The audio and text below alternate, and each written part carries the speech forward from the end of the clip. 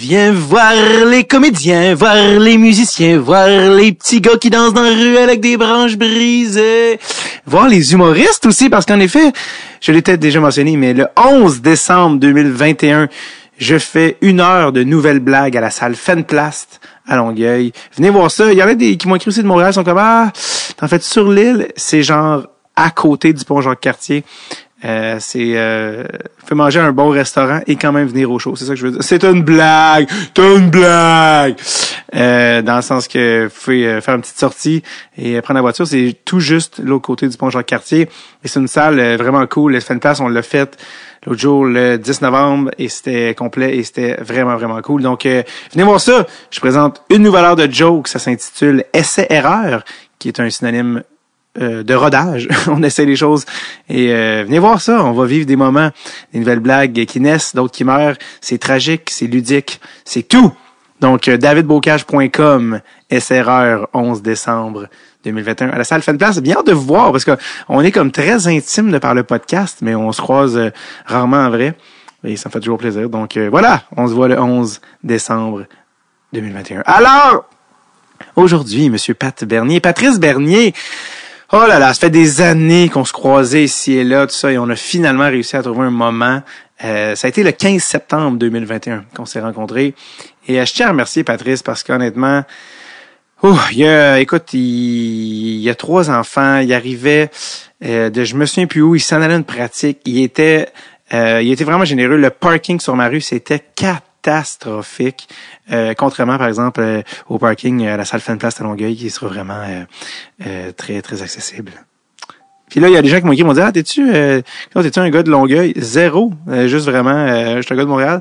Mais c'est juste que c'est vraiment le fun, là, tu sais, tout ça. Donc, tout ça pour dire, oui, il y avait ça, Pat qui était super généreux. Écoute, il y avait plus de parking. Ça a été l'enfer, puis il est quand même arrivé. Puis quand le podcast est parti, il était généreux, il était de bonne humeur, tout ça. Patrice Bernier qui a joué pour l'Impact, hein, avant le CF Montréal, c'était l'Impact. On riait toujours à l'époque avec Jay du temps, on se disait c'est drôle, ça s'appelle l'Impact, c'est exactement ce qu'ils n'ont pas sur l'imaginaire collectif. Et ils ont évidemment remédié à ça en changeant le nom. Et à l'époque même aussi, pour ceux qui se rappellent, l'Impact n'était pas en MLS, là, c'était une ligue inférieure. Bref, le joueur de hockey, ben oui, mais le joueur de soccer, Patrice Bernier, mais qui a également, il y en a qui le savent déjà, mais a été joué junior majeur. Patrice a joué junior majeur pour les Frères de Val-d'Or. Fait qu'il a vraiment grandi en pratiquant les 2 sports. Et en tout cas, bref, ça lui donne une perspective sur le hockey, le soccer, puis le sport en général, puis plein de choses. Donc, j'étais très, très content de le rencontrer, je le répète, le 15 septembre 2021. J'en dis pas plus. Voici Patrice Bernier.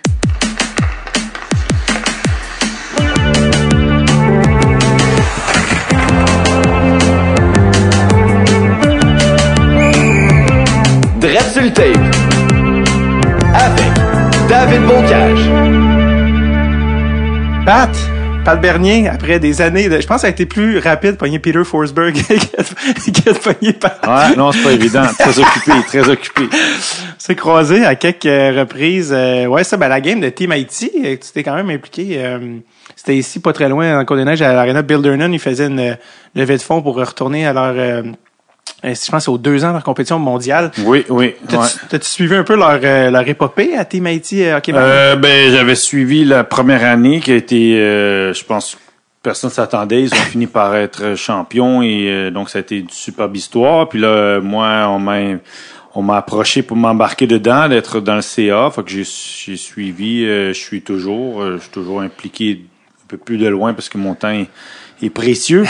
Oui. Mais non, c'est bien de voir, tu sais, parce que voilà, je crois que tout le monde perçoit la communauté haïtienne comme juste fanatique de soccer, mais il y a quand même beaucoup de gars qui jouent au hockey, on sait, là, par les frères Joseph dans la Ligue nationale et compagnie, Georges Larac, comme vous avez eu les frères Joseph sont venus aussi ensemble. Oui. Fait que tu sais, c'est juste pour dire que tu sais voilà, il y a pas mal de joueurs qui sont bons au hockey balle ou au hockey sur glace. Donc ça fait partie disons que la communauté haïtienne est vraiment c'est imprégné de la culture québécoise par rapport au hockey, donc et puis qu'il y a pas mal de talents qui sont là, et donc et puis c'est un tournoi qui est superbe, donc j'ai pas eu la chance d'y aller moi-même, des histoires que j'ai pu entendre, c'est bien de partir de rien puis d'avoir une sélection haïtienne nationale de hockey-ball.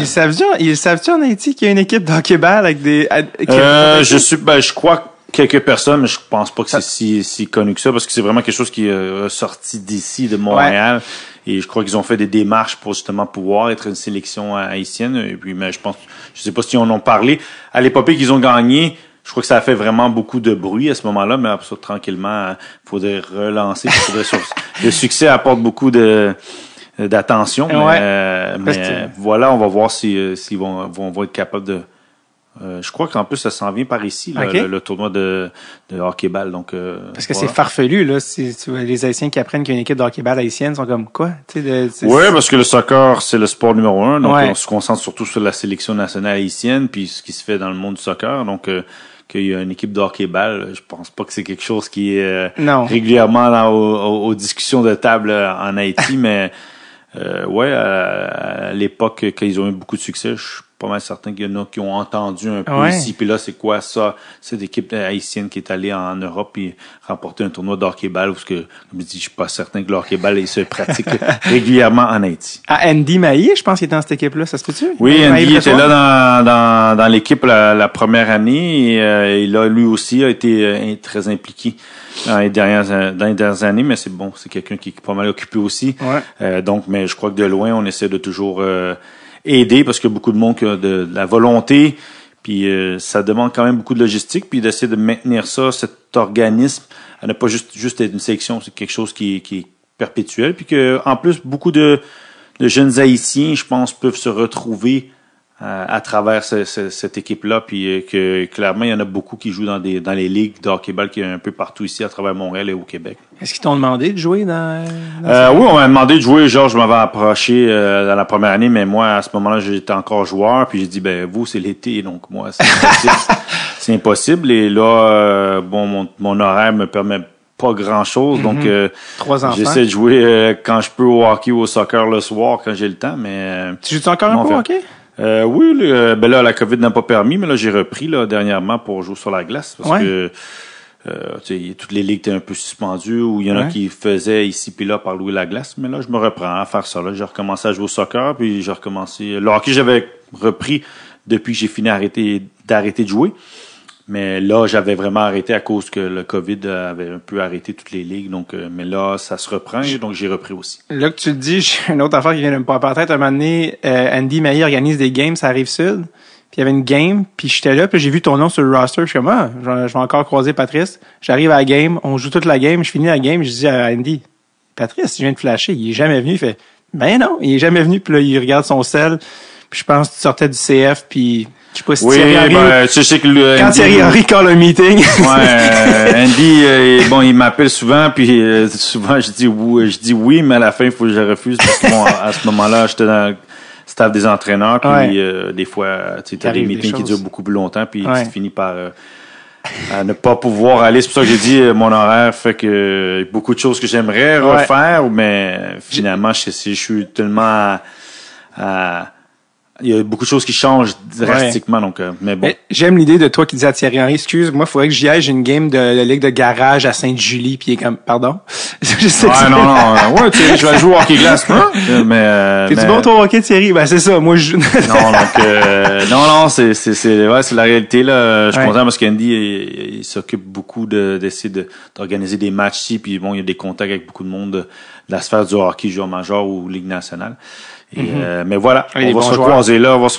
Je sais qu'Andy est un peu à droite, à gauche, à faire des petits matchs d'hockey ici. Donc, on va voir. On va se retrouver peut-être sur la glace un moment. Ben oui, il texte toujours des gars de la Ligue nationale. Fait que tu regardes le line-up, c'est genre des amis d'enfance et Derek Brassard. T'es comme, bon, là, qu'est-ce que c'est ça? Je peux pas shifter Derek Brassard. Mais, non, une affaire que je trouvais vraiment intéressant que tu as parlé quand tu as dit, il y a beaucoup de gars d'origine haïtienne, québécois qui se reconnaissent dans l'équipe de hockey-ball. Y a-t-il quelque chose pour toi par rapport à ça qui relève de l'identité, tu sais, c'est une notion qui a souvent été évoquée quand toi, mettons, t'es de deuxième génération, je pense que c'est tes parents. Moi, mon père est arrivé ici dans les années 70. Comment des fois tu te sens entre deux, tu sais, t'es comme, OK, je suis québécois, je suis né ici, en même temps, j'ai tout ce bagage-là, je ressemble pas à, tu sais, j'ai la peau noire. Des fois, tu vas vivre un clash quand t'es ici, mais en même temps, tu viens d'ici. Tu commences à dire, il y a comme, des fois, t'es comme pris entre deux mondes. Est-ce que... Ouais, je crois que ça dépend d'où ce que ton enfance, par où que t'as grandi, et ton influence et les gens avec qui tu t'entretiens tous les jours. Moi, oui, quand t'es petit, moi, clairement, le soccer a toujours une place plus présente parce que à la fin, tu te retrouves dans le soccer plus facilement que dans le hockey, surtout à l'époque, moi, je jouais au hockey. Mais tu sais, j'ai eu des entraîneurs qui m'ont accompagné. Puis à la fin, tranquillement, avec le hockey, tu t'imprègnes la culture québécoise, mais c'est surtout, tu fais le tour de la province. Tu fais des tournois, que ce soit à Québec, Montréal, et ailleurs, et tu finis par t'imprégner de la culture du hockey, puis ça te fait rentrer dans la culture québécoise. Mais à être entre les deux, non, moi je me suis jamais trouvé perdu, là, si on veut dire, parce que j'ai les racines haïtiennes, mais je comprenais que je suis né ici et tout ce que je connais c'est d'ici. À part c'est les histoires de mes parents puis de connaître l'Haïti à travers leur vécu. Mais moi, mes meilleurs amis, c'est de mon quartier à Brossard. Moi, tu sais, connaître Montréal, mes amis haïtiens, c'est de Montréal. Tu sais, c'est donc moi, en tant que tel, je suis québécois d'origine haïtienne, donc c'est facile de l'attribuer. Puis je dis pas à l'inverse, parce que je suis né ici, mais je suis très fier d'être haïtien. Mais en même temps, je suis très fier de pouvoir représenter une première génération québécoise haïtienne du côté des Berniers. Ouais. Et de faire mon trou, disons, ici au Québec, parce que moi, mes racines sont en Haïti, mais toutes mes connaissances, tout mon départ de vie, c'est ici au Québec, puis à Montréal en particulier. Puis tes parents à la maison, est-ce que vous parliez créole? Oui, mes parents parlaient en créole, surtout quand ça va pas bien. Les émotions. Il t'écrit après ou te passe des messages en créole, mais moi j'ai grandi influence Rive-Sud, beaucoup francophone. Mes amis sont un peu de partout dans le monde, donc tu sais, j'ai pas grandi en étant juste avec un groupe d'Haïtiens. Moi, mes amis sont de la Corée, des amis sont haïtiens gabonais, j'ai des amis qui sont polonais mais qui sont nés au Zaïre. Tu sais, des amis moitié algériens, moitié québécois de souche. Donc, moi, j'ai grandi avec le monde. Moi, j'ai pas été attitré à être juste avec du monde de mes racines. Ouais. Je me suis retrouvé avec tout le monde, fait que le français est devenu la langue courante à parler tout le temps. Puis à la maison, mes parents aussi, mes amis sont portugais, grecs, italiens et tout. Donc ça a toujours été le français qui était la langue parlée le plus souvent à la maison. À la maison, est-ce que tu le comprends le créole? Oui, quand on me parle, je le comprends, mais véhiculé, c'est pas une langue que j'ai maintenue, ou du moins en parlant régulièrement avec du monde que peut-être que quand tu grandis à Montréal, en certains coins, t'es plus avec d'autres mondes des mêmes origines, fait que tu as tendance à parler de la même langue que tu entends à la maison.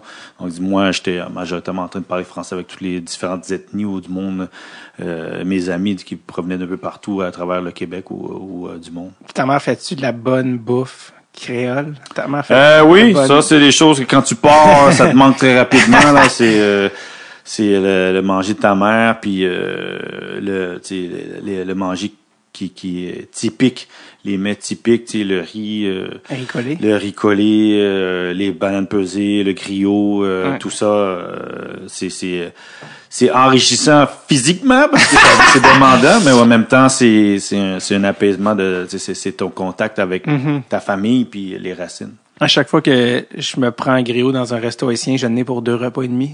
On peut pas dire quand t'as ça, t'as une bonne grosse portion, t'en as pour au moins jusque le lendemain. Écoute, t'as l'affaire à 7 piastres, tu en as pour 4 repas. Donc, le riz, je suis comme, parce que c'est le riz pour une famille, je peux pas manger ça, je vais dormir toute la journée si je mange ça. Non, ça, t'en as pour, portion familiale et, comme je dis, si t'es tout seul, t'es occupé à manger des mets haïtiens pour les prochaines journées. T'es-tu un gros fan des restos haïtiens? Est-ce que tu connais un peu les spots? Non, je suis rarement à Montréal, moi. Ceux qui me connaissent, oui, quand je joue, mais je suis rarement à Montréal, je suis à la maison, je suis quelqu'un de très casanier, donc là, de plus en plus, la cuisine haïtienne est... ce qui est drôle, c'est que on est là depuis pas mal de temps, mais c'est juste maintenant que la cuisine semble ressortir un peu plus populairement. Est-ce que c'est parce que nous, on le gardait à l'intérieur dans la communauté? Mais non, j'ai mon ami Chef Paul qui a son propre restaurant, même que je pense que c'est sa cantine aussi. Donc, c'est quelqu'un que j'ai suivi, qui était agricole avant, donc qui est là maintenant à son propre restaurant. Donc, c'est bien de suivre ceux qui ressortent, puis surtout un chef. Comme j'ai dit, la cuisine haïtienne, je la connais, mais au Québec, c'est pas une cuisine qui était en avant comme la cuisine italienne ou autre. Là, c'était cool, ça l'est plus. Chef Paul, je pense que c'est lui qui fait la bouffe à Classique KR, je pense. C'est lui qui oui, c'est pas vraiment. Tu sais, maintenant, je dirais qu'entre nous, dans la communauté, dès qu'il y a des événements, il y a beaucoup plus d'entraide. Et comme j'ai dit auparavant, peut-être qu'on était un peu plus réticents de faire. Ça restait vraiment beaucoup plus entre maisons, entre familles. Et là, on la voit de plus en plus présente dans plus de marchés, plus de restaurants, de cuisine. On en voit des chefs qui ressortent. Puis je dirais que cette fierté de cette cuisine créole, cuisine haïtienne. Méli-Mélo, qui est un classique à Montréal. Ça, tu peux pas manquer ça. Ça, c'est le nom classique si tu connais pas Méli-Mélo. C'est depuis le début. Oui. Mais depuis, c'est vrai que là, c'est beaucoup plus à la mode, tu sais. Il y a Cuisine sur Saint-Hubert, il y a Péclis dans Saint-Henri. Ouais. Puis il y a vraiment, tu vois que il y a plus il y a plus un marché, on dirait que ça a comme ouvert des portes, puis que la cuisine haïtienne maintenant, c'est comme, oui, tout le monde. Ouais, moi j'ai grandi à Longueuil, ça s'appelait Caribana, c'était le seul restaurant dans ce coin-là. Ouais. Qui est toujours présent encore, mais là de plus en plus, tu vois, il y en a 4 ou 5 sur la rive sud, si c'est pas plus parce que je les connais pas, c'est Tasso et comme tu l'as mentionné là, il y a on va pas dire des franchises, mais il y a des restaurants un peu partout, que ce soit de Laval, Montréal, sur la rive sud. Il y a une fierté en tout cas, qui est donc cool. Là je pense que les Haïtiens c'est pas, si tu les connais bien, c'est pas des gens gênés. Non, mais là, la cuisine, on se permet de la ressortir. Puis les gens, je pense, tu sais, c'est fou, mais il y a beaucoup de monde qui se dit, man, c'est la première fois que j'ai mangé. Puis je dis, moi, je suis là, ça fait 42 ans que j'habite ou du moins, je suis natif du Québec. Puis tu dis, pourtant, la communauté haïtienne est assez présente au Québec, ou du moins à Montréal. Et puis c'est maintenant que le monde découvre les mets. Donc voilà, tant mieux. Oui, je connais bien. Mon parrain est haïtien, moi, l'ami à mon père, qui est arrivé ici dans les années 70, puis mon père est gaspésien, puis il l'avait ramené en Gaspésie un moment donné pour Noël, puis c'est très cliché, mais c'était les années 70. Il avait dit à ses parents, je vous avertis, il est noir. Faites pas le saut quand je vais arriver. Puis il avait amené son ami, tu sais. Puis, tu sais, je repense à ça, je fais, mon Dieu, j'aurais payé cher pour voir ça, parce que comme c'est tellement d'une autre époque, là, tu sais, comme, oui, maintenant c'est tellement cosmopolite à travers le Québec, maintenant, même qu'il y a des endroits que j'ai été au Québec où ce que t'en voyais pas, on va pas se cacher des Noirs ou des Haïtiens, et là, t'en vois un peu plus. Puis à Montréal, et puis mon père, il m'a raconté lui aussi quand il est venu dans les années 70, c'était sur une doigt d'une main, je pense que tu pouvais, tu pouvais pas, que tu connaissais, c'était quelqu'un, justement, c'est son frère qui était ici, puis qui lui est venu. Et il y en avait pas beaucoup, donc et là maintenant la communauté est très présente, puis il est pas gêné de s'afficher. Non, j'espère. D'ailleurs, parlant de ça, tu as été, je pense, sur la même paire de défense que Jean-Luc Grandpierre, qui est aussi passé au podcast, qui est à Columbus, à Val-d'Or. Encore une fois, 2 gars sur la même équipe noire en 96 à Val-d'Or. Ça devait pas tant que ça. Non, dans la Ligue junior majeure du Québec à ce moment-là. On était 3 à Val-d'Or. Il y avait Frédéric Gélin que le monde peut-être connaisse un peu moins, mais Jean-Luc Grandpierre et moi nous étions. C'est drôle parce que dernièrement quand j'ai parlé, je crois qu'on est peut-être la première paire de défenseurs qui est en plus haïtien et noir, qui était dans la Ligue junior majeure du Québec. Il y avait Jason Doig qui était au Predator Granby et il y en avait pas une énormité. Il y a le frère de Georges Lara qui est arrivé un peu quand les Huskies de Rwanda, Gilles, est arrivé après, donc on n'était pas beaucoup. Peter Worrell était aux Olympiques de Hull, donc on n'était pas beaucoup dans le hockey, pas beaucoup. Puis déjà là, on était 3 nous à Val-d'Or. Donc on parle de Val-d'Or, on parle pas du Titan de Laval ou du Grand Boost qui était dans les proximités de Montréal. Là, c'était à Val-d'Or, et donc c'était bien. Puis en plus, on était en famille d'accueil ensemble, donc en plus. Donc ça donnait qu'on jouait ensemble, puis on vivait ensemble. Donc mais oui, à l'époque, quand ils pensent. Oui, là, quand je vois les frères Joseph, je vois tous les joueurs qui jouent au hockey, qui sont en Ligue nationale, Ligue américaine ou en Europe. Et quand avant, je me disais, wow, moi, c'était Réginald Savage. Il y avait Georges Larac, des gars d'ici qui jouaient Claude Villegrain. Après ça, t'avais Anson Carter qui était en Ligue nationale, et puis même avant ça, on va pas c'est Grant Fuhr, c'était à ce moment-là le seul que tu visiblement, puis en plus d'une équipe qui avait du succès, qui était wow. Mais tu t'affichais pas à dire le hockey c'était un sport où que les Noirs se dirigeaient vers. C'était beaucoup plus les autres sports, et comme j'ai dit, le soccer très plus facile se rassembler vers où ce que tu vois des gens comme toi dans ce sport-là. Ben cette année, les frères, pas les frères, c'était Mathieu Joseph avec Walcott, qui est un autre gars du Québec. Puis Smith, c'était la première fois qu'il y avait un starting line-up où c'était 3 Noirs. Ouais. C'était la première fois que ça arrivait, puis on est en 2021. Oui, c'est fou, c'est fou. C'est beaucoup de temps à travers le nombre de joueurs individuellement qui ont fait des petites traces ici et là. Puis qu'il n'y en a pas eu plus, mais voilà, à la fin, comme j'ai dit, maintenant c'est bien parce que pas qu'on s'affiche, je crois qu'il y a toujours eu des joueurs, mais je vais pas le cacher, le monde du hockey, c'est une fraternité différente des autres sports, je pense.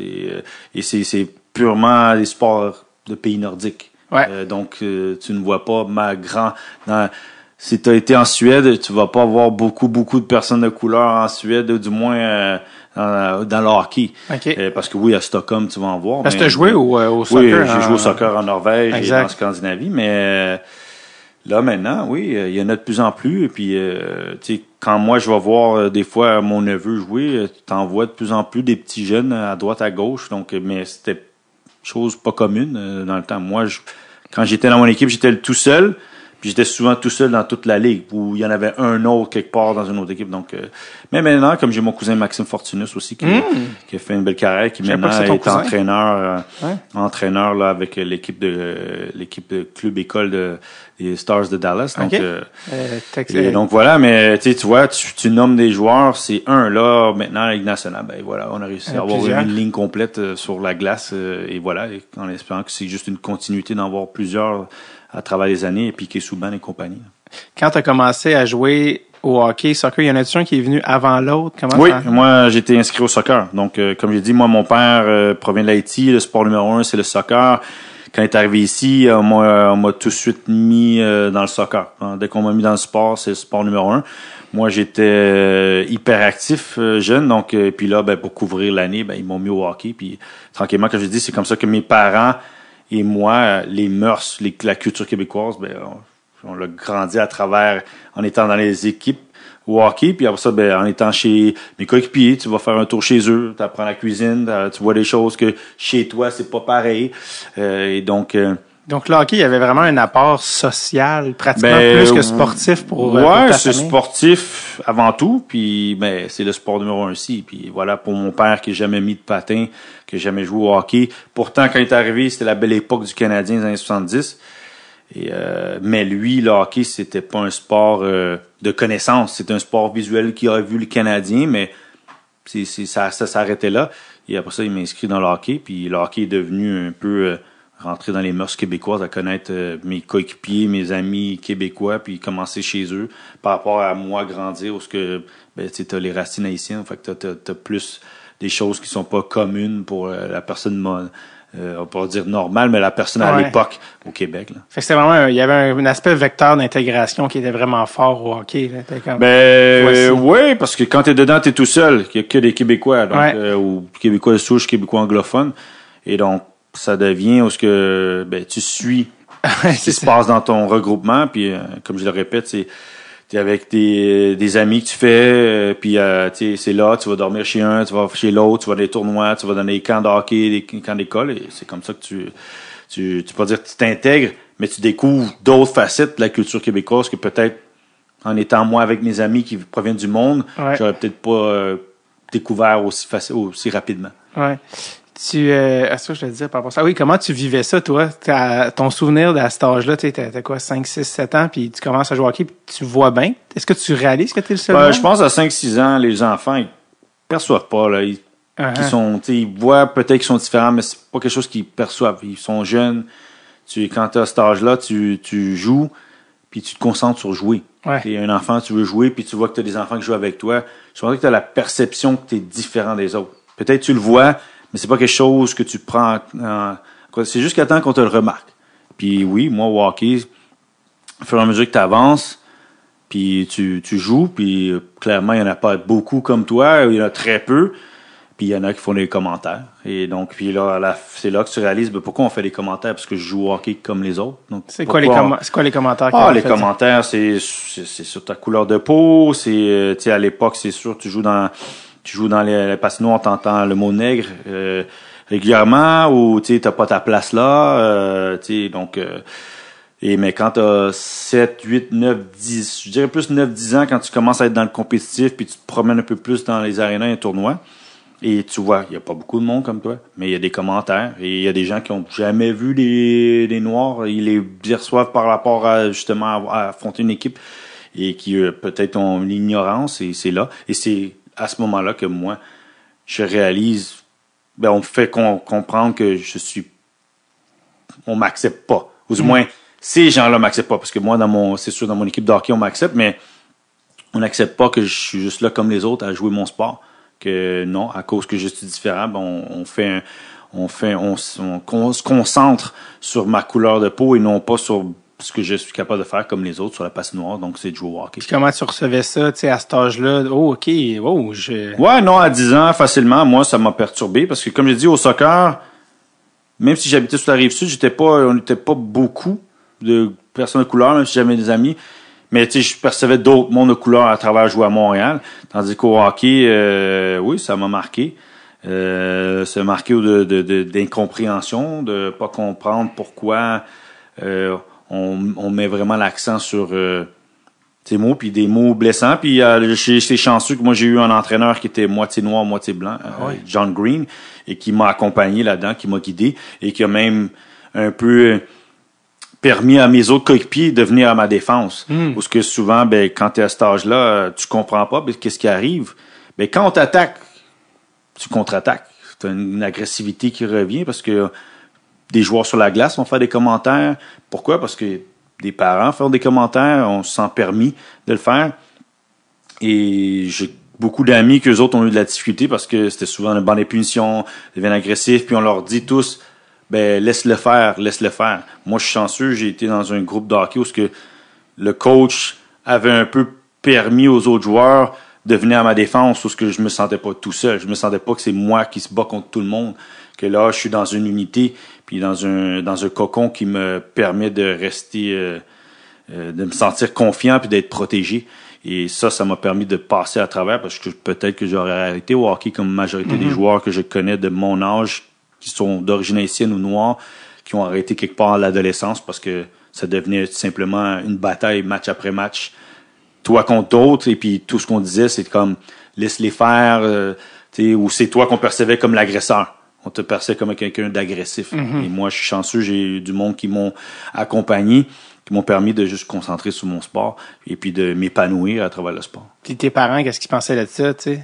Ah, mon père, même jusqu'à junior majeur, tu sais, là, on n'y est pas là, mais moi, mes sœurs, quand je jouais dans les arénas, parce que plus jeune, mes sœurs avaient d'autres sports, mais quand je suis arrivé junior majeur, toute la famille vient de voir, puis tu vois les insultes, même que des chums de mes sœurs s'enguirlandaient avec des gens dans les estrades, parce que on t'attaque personnellement sur la glace, on fait des commentaires gratuitement. Maintenant, c'est plus difficile de le faire. Et donc, comme je dis, jusqu'à junior majeur, ça c'est produit. Là. C'est pas comme si ça a disparu. C'est juste que j'ai appris à bien le gérer. Et puis, tant mieux, j'ai mon coach John Green, mais mes parents et tout, ce sont des choses qu'ils ont comme mis une carapace, mis une muraille de pas être contre-attaqué. Parce qu'à la fin, souvent, je sais qu'il y a eu des moments où on dit, on te catégorise, on te dit, soit t'es un singe, soit t'es les mots qu'on peut utiliser, bomboula. Puis quand tu contre-attaques, justement, les gens, ils disent, vous êtes vraiment, ce qu'on dit de vous. Parce que toi, tu veux juste te défendre. Mais finalement, tu fais juste rentrer dans le jeu. Et à la fin, c'était laisser mes performances parler pour elle-même, puis justement, à un certain degré, c'est ça ce que ça fait. Est-ce que tes parents se sont juste sentis pas en sécurité dans une arène, tu sais, comme les... Non, je crois pas. Mes parents, jusqu'à ce jour, il y a beaucoup d'amitié avec d'autres parents qu'on a eu. Comme j'ai dit, le hockey, c'est comme le soccer, comme tout autre sport, c'est un véhicule de socialisation pour moi. Et mes parents ont justement, dernièrement, je recroise certains des joueurs que j'ai joué avec plus jeunes, puis quand tu recroises les parents, sont comme... C'était une belle époque parce qu'eux autres ils ont trouvé qu'il y a une amitié, il y avait à l'hôtel, aller aux tournois, apprendre à se connaître, envoyer les enfants dormir chez un et l'autre. Et c'est comme ça que tu brises les barrières, tu apprends à connaître les autres. Et moi, mes parents, non, pas à ce que je sache, c'est pas une question que j'ai posée à mon père, mais j'ai jamais eu le pressentiment que mes parents se sont sentis pas acceptés ou du moins menacés, puis que genre la porte, si tu la franchis, fais attention. Donc ça, non, à aucun moment j'ai senti ça. Me venait en tête, plus tu parlais de l'incident de Jonathan Diaby, tu sais, où tu vois tout le monde faire pousser les estrades, là, wow, là, tu sais, là, puis ça, c'était il y a moins longtemps que toi tu jouais, tu sais, toi tu jouais dans les années il y a pas très longtemps, ça, c'est arrivé, là, puis c'est fou, c'est de dire que ça produit encore. Pourtant, il y en a beaucoup plus de jeunes joueurs noirs qui sont dans les différentes ligues de hockey qui jouent à travers le Québec, à travers le Canada et même en Amérique du Nord. Puis, y a-t-il un moment où tu t'es dit, je veux peut-être plus jouer au hockey? Il y a des moments que je suis revenu à la maison, puis je vais pas te cacher, 10, 11, 12 ans, t'es dans tes draps. C'est des choses que je disais pas à mes parents, là, ce qu'on me disait sur la glace, là, ou, parce que tes parents sont pas toujours à chaque match. Et tu rentres chez toi, puis t'es touché au fin fond de toi parce que tu comprends pas. Puis des fois, tu te dis, pourquoi je continuerais? Parce que on dirait que ça continue. Et puis quand tu veux mettre un stop à quelque chose, la meilleure chose, c'est d'arrêter. Mais comme j'ai dit, moi, j'ai eu mon entraîneur John Green qui m'a inculqué des mots qui m'ont toujours servi, même dans ma route du soccer. Il m'a dit, si on t'intimide, c'est que tu fais sûrement quelque chose de bien. Parce que si t'étais pas un élément marquant sur la glace, pense pas qu'on ferait autant de mots. Donc, il dit, reste dans ta bulle, puis la meilleure façon de répondre, c'est par tes actions dans ton sport. Puis à la fin, il y a toujours le dicton qu'on dit au hockey, il dit look at the scoreboard. Regarde-le, puis voilà. Puis moi, c'était la meilleure façon de riposter, c'était par mes performances sur la glace. Puis toi, t'étais défenseur? Ouais, défenseur offensif. Offensif, ouais, mais justement, pendant tes performances à la glace, tu étais un bon joueur de hockey, là. Rapidement, t'as été pris sur l'équipe de la Rive-Sud, là, qui s'appelait moi, dans le temps, maintenant tout a changé, mais quand tu voulais représenter, il y avait Longueuil, il y avait Saint-Hubert, et quand tu jouais Brossard, La Prairie, Candiac, Ville-le-Moine et Greenfield Park, c'était le Champlain du Richelieu. C'était ça le nom. Donc c'est ça qui représentait un peu un regroupement de 3, 4, 5 villes, même si Brossard était la plus grosse ville là-dedans. Et puis là-dedans, là tu rentrais dans le Pee-Wee 2A, Pee-Wee 2B, puis tu faisais les tournois, les saisons régionales, puis après ça, les tournois. Puis je vais toujours me rappeler que j'ai eu la chance d'aller au tournoi Pee-Wee de Québec. Ben oui, j'ai vu ça. Donc ça c'est spécial parce que tu vas jouer au Colisée à ce moment-là. Autant que le Centre Bell ou le Forum était magique. Pour un jeune joueur d'aller au Colisée où ce que les Nordiques jouaient, c'était extraordinaire. Là. Puis en plus, le tournoi Pee-Wee, ce qui est vraiment pratique, c'était ta petite carte d'hockey qui est affichée à toi. Fait que tu te sens comme les cartes Panini, puis Chichi, puis tout ça, et Pichi. Pichi. Panini. Et donc non, fait que j'ai la chance de graviter grâce au champion de Richelieu, monter les Pee-Wee 2A jusqu'à Bantam, puis après ça, j'ai eu la chance de jouer au Midget 3 au cantonnier de Magog, et puis après ça, aller à la Ligue junior majeure du Québec avec les Foreurs de Val-d'Or et les Faucons de Sherbrooke. Oh, messieurs, le Père Noël est arrivé cette année. Il roule sur air comme Yvan Ponton à 30 dimanches secondes. Non, mais pour vrai, les fêtes sont différentes cette année parce que Manscaped a pensé à vous. Oui, Manscaped, le leader du toilettage en dessous du jackstrap, a pensé à vous cette saison. Allez, rejoignez les 2 millions d'hommes qui font déjà confiance à Manscaped pour tailler leur arbre de Noël et leur petite boule. Rendez-vous manscaped.com et utilisez le code DST20 pour 20% de rabais et la livraison gratuite. Messieurs, c'est le temps des fêtes et qui dit temps des fêtes dit odeur du temps des fêtes, hein? Odeur chaleureuse, homey, hein? On pense aux sapins, hein? Aux conifères, on pense aux biscuits de grand-maman, on pense à des testigos pas lavés. Pardon! Qui a dit ça? qui a fait référence à des testicules, à l'odeur discutable. Mais messieurs, c'est parce que Manscaped a pensé à vous, parce que dans le Performance Package 4.0, il y a le Crop Preserver et le Crop Reviver, un désodorisant pour testicules hydratant, anti-frottement et une lotion tonique. Pas une joke, là! Pas une joke! Hein? C'est vrai! Et on veut poursuivre dans l'odeur. Manscaped va au-delà de la hauteur du jackstrap. Et cette année, attention, mesdames et messieurs, arrive avec sa nouvelle haute cologne Refined, au parfum agréable, léger, mais masculin, pour que votre partenaire soit d'humeur coquine. Cette année, hein, un parfum fabriqué à partir d'ingrédients hypoallergéniques, qui est pas un mot que je peux dire d'une shot, vegan, sans cruauté envers les animaux, sans colorant et sans parabènes. Oh, ça sent le temps des fêtes. Allez, c'est la saison pour faire le plein de produits Manscaped. Rendez-vous au manscaped.com et profitez de 20% de rabais et la livraison gratis avec le code DST20. Je rappelle, utilisez le code DST20 au manscaped.com et vous avez 20% de rabais et la livraison gratis. Allez, gâtez-vous, c'est le temps des fêtes.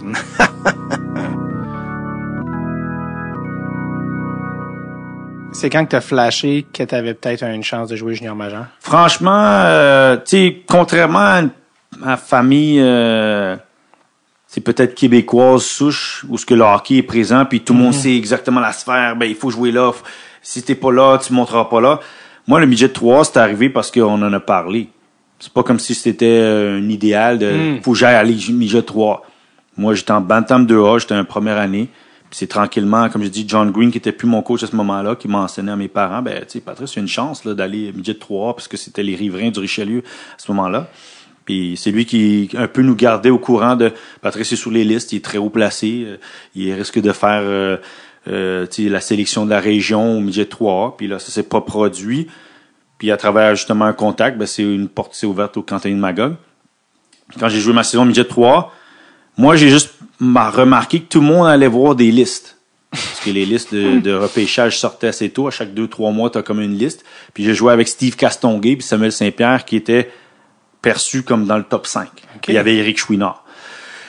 Et c'est quand tu vois tout le monde qui regarde les listes, puis là, ils disent « Hey, Patrice, t'es en deuxième ronde. » Deuxième ronde. Là, il dit « Oui, les listes junior majeur. » Puis là, c'est là que j'ai commencé à porter attention que, OK, là, ils nous affichent.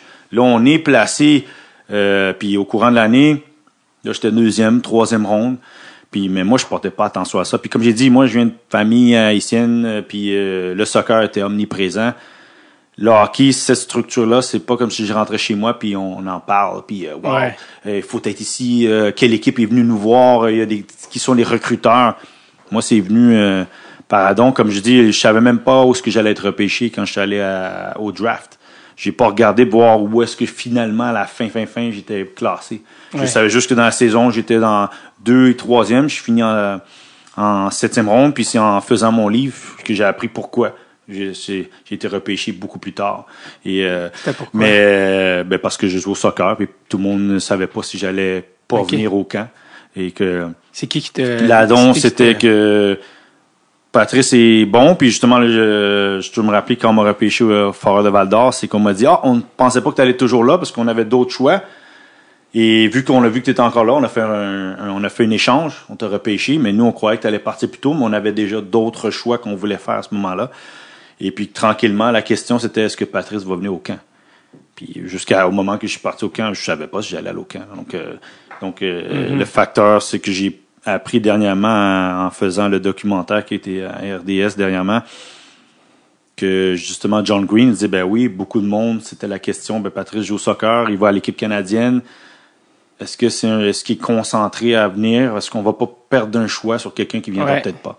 Puis c'était toute une journée, la journée de repêchage junior majeur, parce que t'avais beaucoup de choses cette journée-là. Oui, parce que entre-temps que je jongle dans le monde du hockey, je suis dans le monde du soccer, puis le monde du soccer, ça va quand même assez bien. Et j'avais eu une bourse d'études pour aller à l'université américaine. C'était à quelle université? L'université de Syracuse. Syracuse, ouais. Et là, pour y aller, eh ben, il fallait que je fasse l'examen, les SATs, comme on dit, le SAT. Et là, ça a donné que le test se faisait certaines journées spécifiques, et c'était un samedi matin, à 9h du matin. Et le repêchage était à Victoriaville à 1h de l'après-midi. Sauf que moi, si je veux pas manquer l'occasion de faire le CT, faut que je vais à l'université de McGill, je passe l'examen, j'y vais rapidement pour faire l'examen, je finis vers midi quelque. Puis Victoriaville, si vous savez, c'est pas à côté, de Montréal à Victoriaville. 2 heures, ouais. Et donc mon père, il pèse sur le gaz pour que j'arrive au repêchage à temps, ne sachant pas en plus où est-ce que je vais me faire repêcher. Là. Ouais. Et donc cette journée-là, je fais 3 heures de CTs pour après ça partir à Victoriaville, me préparer pour repêchage, puis en même temps, bon, c'est tous repêchage, c'est mettre ton sou, ta cravate, bien t'habiller, être dans les estrades, attendre ton nom. Et puis là, voilà. Qu'est-ce que tu as dit à ta sœur dans les estrades au repêchage junior majeur? Parce que ce moment-là, tu sais, comme j'ai dit, moi, je viens d'une famille haïtienne. Donc, tu sais, le hockey, j'ai pas grandi à suivre la Ligue majeure du Québec, là. Je regardais pas les équipes, je connaissais les noms, mais je regardais pas à la télé, puis j'étais pas alentour de monde qui disait j'ai un ami ici ou un cousin qui joue là, on s'en va voir tel match. Tu sais, je pense dans le temps il y a les Chevaliers de Verdun, c'est des matchs que j'allais voir de même, mais je suivais pas vraiment le parcours. Donc ma sœur, elle me pose la question, tu es l'endroit où tu veux pas aller jouer, tu sais, parce qu'il y a tout là, tu sais, on réalise tous les noms des équipes qu'il y a dans la ligue. Et je lui dis, à ce moment-là, il y a 2 places que je veux pas aller. Je dis Val-d'Or et Halifax qui venait justement de rentrer il y a pas très longtemps dans la Ligue junior majeure du Québec. Et Ladon, tu sais, on dit 5 minutes. Je ne peux pas savoir si c'est 5 minutes, mais ça a perçu comme 5 minutes plus tard. Il y a au micro, on mentionne qu'il y a un échange qui se fait entre les Foreurs de Val-d'Or et les Cataractes de Shawinigan. Et puis, mon nom sort. Patrice Bernier. Et choix aussi en 7e ronde des Foreurs de Val-d'Or. Et sur le moment, je suis assis, puis je porte pas trop attention. Puis c'est mon père qui dit « Hey, on t'a mentionné. » Puis, bon, ceux qui me connaissent, je suis pas la personne la plus expressive ou qui va sortir des gonds puis dire « Wow, quel moment! » Moi, j'étais assis, puis mon père a dit « Faut que tu te lèves, faut que tu y ailles. » J'étais pas trop, je pense, à ce moment-là, comme conscient, comme attends, vraiment, c'est Val-d'Or qui m'a repêché. C'est-tu du déni? Et puis je suis descendu en bas, puis voilà, je croise Richard Martel et tout le monde qui est du consortium de Val-d'Or. Puis c'est comme je t'ai dit, je répète, et on s'est comme dit, on savait pas que on a vu que tu étais encore sur la liste, donc on s'est précipité à faire un échange et on t'a pris et voilà, on me présente à différents joueurs qui sont repêchés à ce moment-là. Francis Lessard repêché, Jonathan Gagnon, Jonathan Fauteux, qui sont dans la liste qui ont été repêchés bien avant moi et donc et je suis là et tu sais puis moi je suis pas quelqu'un qui tu vois très rapidement dans ma face si je suis content ou pas content. Donc les gens qui voient comme je suis repêché, mais je suis pas comme peut-être un autre petit jeune Québécois qui est comme waouh, j'ai été repêché en Ligue majeure du Québec. C'est un grand moment. Tu rencontres tout le temps tout le monde. Puis il y a souvent déjà, je pense Steve Bégin était déjà là, où est-ce que tu croises les anciens qui sont là pour dire voilà, bienvenue dans l'organisation des Foreurs de Val-d'Or. Et voilà. Et on me dit voilà, on va se voir l'été. Puis moi, je suis comme, oui, OK, peut-être. Dans ma tête, peut-être, mais je suis pas certain à ce moment-là. Et voilà, c'était mon été en 1997 d'être repêché, ou même pas, c'est 1996. Donc, 96. Alors, on va venir au Foreurs, mais juste avant, tu sais, t'as quand même jonglé toute ta jeunesse entre le soccer puis le hockey. Comment ça se passait, ça, ton année? Tu sais, je veux dire, t'as quand même fait les sélections canadiennes, là, tu sais, moins 17, 18. Oui, non, c'est pas évident, parce que je sais que beaucoup de monde me pose cette question. Comment t'as fait? Parce que maintenant, je dis, on est dans une autre époque. Ouais. Là, maintenant, le hockey se joue 10, 11, 12 mois dans l'année, parce qu'avant, tu coupais l'été, là, le monde, il arrêtait après les tournois d'été, les tournois 3A. Tu jouais pas au hockey au mois de juillet, là, le monde, ils sont sur la glace à longueur d'année. Puis au soccer, les complexes sportifs aussi sont de plus en plus présents. Et tu peux t'entraîner 10, 11 mois dans l'année, maintenant dehors, à l'intérieur. Donc, mais non, moi, c'était 365 jours de sport. Et quand le soccer, c'était la période printemps à l'été, mais quand août, septembre arrivait, moi, je délaissais le soccer. Je continuais à le faire 1 fois ou 2 par semaine, mais c'était constamment pour le hockey. Je faisais du hockey de septembre jusqu'à mars, avril. Où ce que là, le soccer reprenait le foot. Puis entre-temps, quand j'étais dans les équipes du Québec, oui, j'allais les fins de semaine dans les camps ou les entraînements. Puis je skippais des fois, ça a donné que oui, il y a eu plusieurs moments où ce que le matin, c'était bon, samedi matin, il y a un tournoi de hockey à telle ville, on va à Saint-Hyacinthe, puis que l'après-midi, je dois aller jouer un tournoi de soccer à Granby. Et entre-temps, jongler là-dedans, puis moi, quelle chance, parce que mes parents, c'est eux autres qui me transportaient. Donc, là, je parle de moi, mais ma sœur joue au soccer. Ma sœur, la plus jeune, joue au soccer et joue au hockey. Donc, on était constamment dans le sport. Et oui, je bascule dans soccer, l'équipe du Québec, représentation provinciale, championnat canadien, qui m'apporte à l'équipe canadienne. Je joue dans l'équipe canadienne, moins de 17 ans. Je vais à la Coupe du Monde. Je pars, puis là, ça veut dire que le soccer dure un peu plus longtemps, parce que les tournois Coupe du Monde sont au mois d'août. Le hockey commence. Moi, je suis pas au hockey encore. Tout le monde a commencé. J'arrive vers septembre, quand quasiment 2-3 semaines plus tard, la saison commence. Donc, ça a été ça, moi, ma jeunesse, me promener d'une aréna à un terrain de soccer, ou d'un terrain de soccer à une aréna. Des fois, par chance, ça donnait que j'étais à l'aréna, juste à côté du terrain de soccer. C'est dans le meilleur des cas. Ouais. Est-ce que tu trouves que ça t'avantageait de faire les deux ou ça te nuisait? Non, moi, j'avais pas conscience que c'est un puis l'autre, ça m'enfreint. Moi, je trouvais que c'était complémentaire. Moi, je trouvais que j'étais tout le temps fort. Peu importe qu'il arrive, il n'y avait pas une baisse de régime parce que je faisais du soccer ou je faisais du hockey. Et donc, les deux m'apportaient... J'ai jamais fait de musculation jusqu'avant que j'arrive à la Ligue junior du Québec. Ouais. Puis, j'avais pas vraiment de blessures, mais les deux sports, physiquement, autant que perspective de jeu, m'apportaient. Et moi, peut-être au hockey, on voyait le joueur de soccer à travers qu'est-ce que je faisais, parce que je sais qu'encore le monde, là, ils me disent, je fais des contrôles avec la rondelle, avec mon pied, plus qu'avec le bâton, là, où ce que quelqu'un va mettre son bâton, moi, je vais mettre mon pied. Et au soccer, ma corpulence, mon équilibre, ma capacité à répéter les efforts régulièrement sur courte échelle était plus haute que la majorité parce que je joue au hockey, parce que c'est en 30-45 secondes, tu fais un effort maximal au hockey, puis après ça, t'es brûlé. Et au soccer, j'étais capable de le répéter parce que c'est un sport un peu plus continu à ce niveau-là. Je pensais que t'allais dire tes mises en échec au soccer. Les gens comme, non, protection de balle, beaucoup de monde on m'avait fait mentionner que, tu sais, comme m'enlever le ballon, ça venait parce que je comprenais le transfert de poids. Je savais comment le facteur d'avoir appris à faire une mise en échec, t'apprends à faire un transfert de poids, quand un adversaire au soccer vient puis veut t'enlever le ballon, tu baisses l'épaule, tu donnes un coup d'épaule, puis là c'est lui qui est déstabilisé parce que moi je savais comment me protéger. Donc les deux sports, moi, le joueur de soccer je suis devenu un meilleur athlète, un meilleur joueur de soccer j'ai pas dit grâce au hockey, mais à cause que j'ai eu la complémentarité du hockey qui m'a donné une corpulence puis de bien connaître mon corps. Est-ce que les gars de soccer te traitaient de gars de hockey puis les gars de hockey te traitaient de gars de soccer? Non, je pense pas. Dès que j'arrivais dans un sport, je rentrais dans qu'est-ce que les mœurs de ce sport-là étaient. Là. C'est juste. Puis en plus, souvent, dans tes équipes de hockey, tu avais une couple d'autres gars qui jouaient d'autres sports. Soit c'était football américain, même que j'avais des coéquipiers qui jouaient au soccer qui étaient dans la même équipe que moi. Non, j'ai jamais perçu... je pense que quand j'arrivais midget 3 junior, là, le monde a perçu que moi, j'étais différent. Okay. Parce que moi, quand j'arrivais chez nous, je regardais des cassettes de soccer.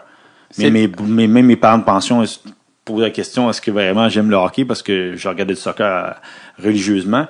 Et je parlais de soccer, puis quand on était les réchauffements, j'avais un ballon, je jonglais le ballon avant d'aller dehors. Tout ce qu'on voit maintenant, les vidéos des Canadiens faire des passes, moi je faisais ça dans le couloir moi-même. Là, tout seul, il n'y avait pas d'autres gars. Oui, les murs. Il y en a un ou deux qui viennent, qui ont déjà fait un peu de soccer, qui viennent se mêler à toi, mais j'étais souvent seul à jouer sur le ballon au mur, puis d'aller jouer, puis de me promener à jouer au soccer. Donc, mais au soccer, je pense pas que j'étais perçu comme le gars de hockey, parce que il y avait pas beaucoup de monde de soccer qui était au hockey. Il y avait une couple de personnes au hockey qui gravitaient dans le monde du soccer. Est-ce que tes parents t'ont déjà dit, là, les arénas, les soccer, les 3 enfants, il faut que tu choisisses, Patrice, choisis. Non, j'ai jamais eu un moment où ce que mon père ou ma mère m'ont dit, faut que tu fasses un choix. C'est juste quand il y avait un choix à faire parce que 2 matchs, un match de soccer, un match de hockey, ça dépendait de la période de l'année. Si j'étais au hockey, si j'avais quelque chose de soccer, Patrice va pas être là. Ouais. Et si c'était comme juste les fins d'année 3A, Patrice il doit aller jouer un tournoi de soccer. Fait que il va manquer le hockey. Mais à aucun moment mon père m'a dit à un moment donné, faut que tu fasses ta décision. C'est que la décision est venue parce que je réalisais le soccer s'étendait plus loin. Et j'avais des camps de soccer maintenant au mois d'octobre, mois de novembre avec l'équipe nationale. Et j'étais au hockey. Et là, par chance, mes coachs étaient compréhensifs. Ouais. Mais pour vous donner une anecdote, ma deuxième année junior majeur, moi, je vais aux Jeux du Canada. Et je finis les Jeux du Canada. Le camp de junior majeur commence, mais c'est souvent les recrues qui arrivent, fait que c'est correct que je manque les premières journées. Mais je suis sélectionné à l'équipe nationale canadienne qui va aux Jeux de la francophonie qui est au Madagascar. Et entre-temps, on dit au Fort de Val-d'Or, on va aller au tournoi, mais Patrice devrait revenir après une semaine ou 10 jours parce que la première ronde, c'est 3 matchs. On perçoit pas que le Canada va se qualifier au prochain. Puis comme de fait, on fait 3 semaines, on va jusqu'à la finale, on gagne le tournoi. Wow. J'arrive 2 semaines avant que la saison de junior majeur commence. Et Richard Martel, je suis content parce que chapeau au Foreur de Val-d'Or, parce que quand je reviens, on fait une annonce pendant le match. Patrice a gagné la médaille d'or au jeu de la francophonie sur la glace puis tout. Là. Et puis on me permet de revenir puis de reprendre comme si j'avais pas manqué le camp, mais au fait moi j'ai manqué une grande partie du camp puis je commence ma saison. Mais j'ai manqué 4 semaines. Est-ce que tu penses que ça serait possible ça aujourd'hui? Non. Les gens au hockey vont dire tu fais un choix. Les gens au soccer vont dire tu fais un choix. Moi, comme j'ai dit, chez Richard Martel, ça donnait que c'était un professeur d'éducation physique. Donc lui avait compris que j'allais pas être pas en forme. J'allais juste pas être en forme de hockey. Le timing va venir. Et puis j'avais connu quand même une très bonne première saison. Fait que je pense que ça m'a gagné des points à pouvoir passer. Si j'avais été juste un joueur de soutien, si on peut dire au hockey, pense qu'on m'aurait peut-être pas laissé partir, mais vu que j'avais joué un grand rôle dans la première saison, mais t'as un record de première saison au Val-d'Or? Oui, j'ai un record de défenseur recru point par une année que j'ai appris que j'avais le record parce que sérieusement, je savais même pas que j'avais le record. Je savais que j'avais une bonne année, j'ai eu recrue de l'année cette saison-là, mais Chris Letang a joué Chris Letang a joué là, oui, il y a pas mal de joueurs qui ont passé par là, puis c'est dernièrement, je crois qu'il y a un joueur qui était au Foreur de Val-d'Or qui lui était sur une bonne début de saison, puis qui ont sorti la liste. Puis tu vois sur Twitter tout ça, puis des fois quand tu as la photo, tu vois pas toujours toute la liste. Puis moi j'ai vu Christopher Letang, mais je me suis dit, j'ai cliqué sur la feuille, puis sûrement quelque part je suis dessus, puis c'est là que j'ai réalisé, attends, je suis premier, je suis en première place. Je me suis donné une bonne petite tape sur l'épaule. Je dis attends, le gars il fournit bien avec National puis avec les Penguins de Pittsburgh, mais voilà. Puis Keladon, une anecdote, c'est qu'on était au même secondaire. Lui il était au collège français, puis moi j'étais au collège français, mais j'ai pas été là pour le hockey au collège français. Tandis que lui, une des raisons, je pense, c'est sport études, mais oui, sur la rive sud de la Longueuil. Mais voilà, oui, fait que j'ai encore ce record là qui tient toujours, donc. Voilà, comme j'ai dit, je me donne une petite tape l'épaule parce que ton héritage. Mon année, si on peut dire, un petit héritage que tu laisses dans le monde du hockey, c'est que tu as laissé une petite trace à Val-d'Or. Si tu repasses à Val-d'Or avec tes enfants, tu dis, on va ici, oui, je suis moins qu'un ballon, mais regardez ce que je suis capable de faire sur exactement. Tu dis, voilà, je suis là, puis il y a quand même quelques noms qui sont sur cette liste-là qui ont fait des belles carrières. En dessous de moi. Voilà. Mais c'est drôle parce qu'on parlait de, est-ce que ça serait possible de faire ce que tu as fait aujourd'hui, tu du multisport, puis moi, on en a beaucoup lu là-dessus. C'est un thème qui est revenu souvent. Puis Wayne Gretzky, on a beaucoup parlé. Wayne Gretzky, son amour premier, c'était le baseball. Wayne Gretzky, il disait, comme tu l'as dit, quand la saison de hockey finit, c'était le sac dans le fond du garde-robe et on se revoit en septembre. C'était rien de l'été. Il dit, je pouvais pas attendre de jouer au baseball. C'était ma passion. Jouer à la crosse aussi. Tu sais, tu vas je peux t'emmener une petite anecdote aussi. Denis Zubrus. Denis Zubrus, il a pas joué pour les Foreurs de Val-d'Or, mais il était propriétaire des Foreurs de Val-d'Or, fait qu'il était venu pour 1 mois. Et moi, j'ai appris à le connaître ma première année. Puis lui, il m'avait justement dit, en Russie, nous, l'été, on joue au soccer. On joue pas à la glace. On fait des composantes des deux parce qu'ils comprennent que physiquement, il y a aussi perspective de jeu. C'est complémentaire. Et donc, j'ai trouvé ça, parce que quand il était venu, Denis Zubrus, il avait des jambes de Ligue nationale. Puis moi, on était comme, attends, puis là, c'est là qu'il m'a expliqué que eux autres, ils faisaient beaucoup d'entraînement, puis ils jouaient au soccer, puis qu'ils allaient pas sur la glace. L'été, c'était du soccer, puis après ça, ils reprennent la glace plus tard. Donc, je me sentais moins tout seul. Je me disais, attends, mais là, j'ai compris que, lui, c'est un Européen.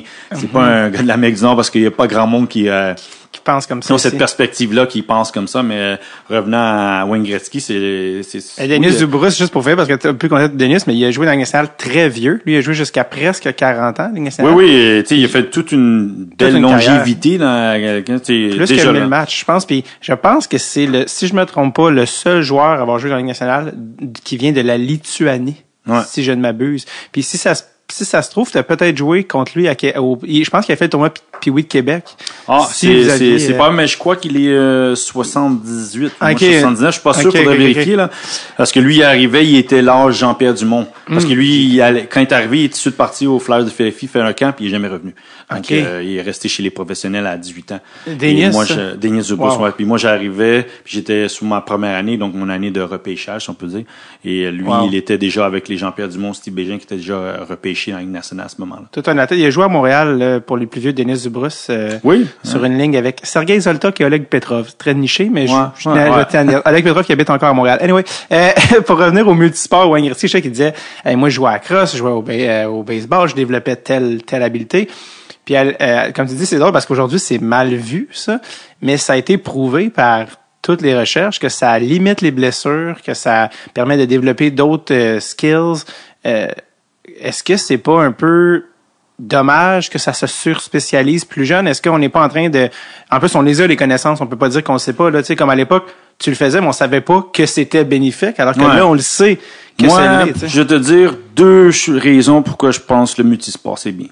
Il y a l'aspect 1, comme tu l'as mentionné, c'est vrai, physiquement, où je pense au niveau corpulence, puis les sports sont complémentaires, tu apprends à voir ton autre sport, ou tu utilises ton autre sport, que ce soit le basketball, le soccer, au hockey, parce que tu joues d'une certaine façon, fait que tu penses d'une différente façon, fait que tu l'apportes ça dans l'autre sport que tu joues, fait que c'est une facette supplémentaire que tu as quand tu arrives. Moi, je regardais le hockey, on va dire, maintenant, on va dire, on dumpe moins la rondelle dans le fond, même si ça se fait. Moi, c'était mal perçu pour moi.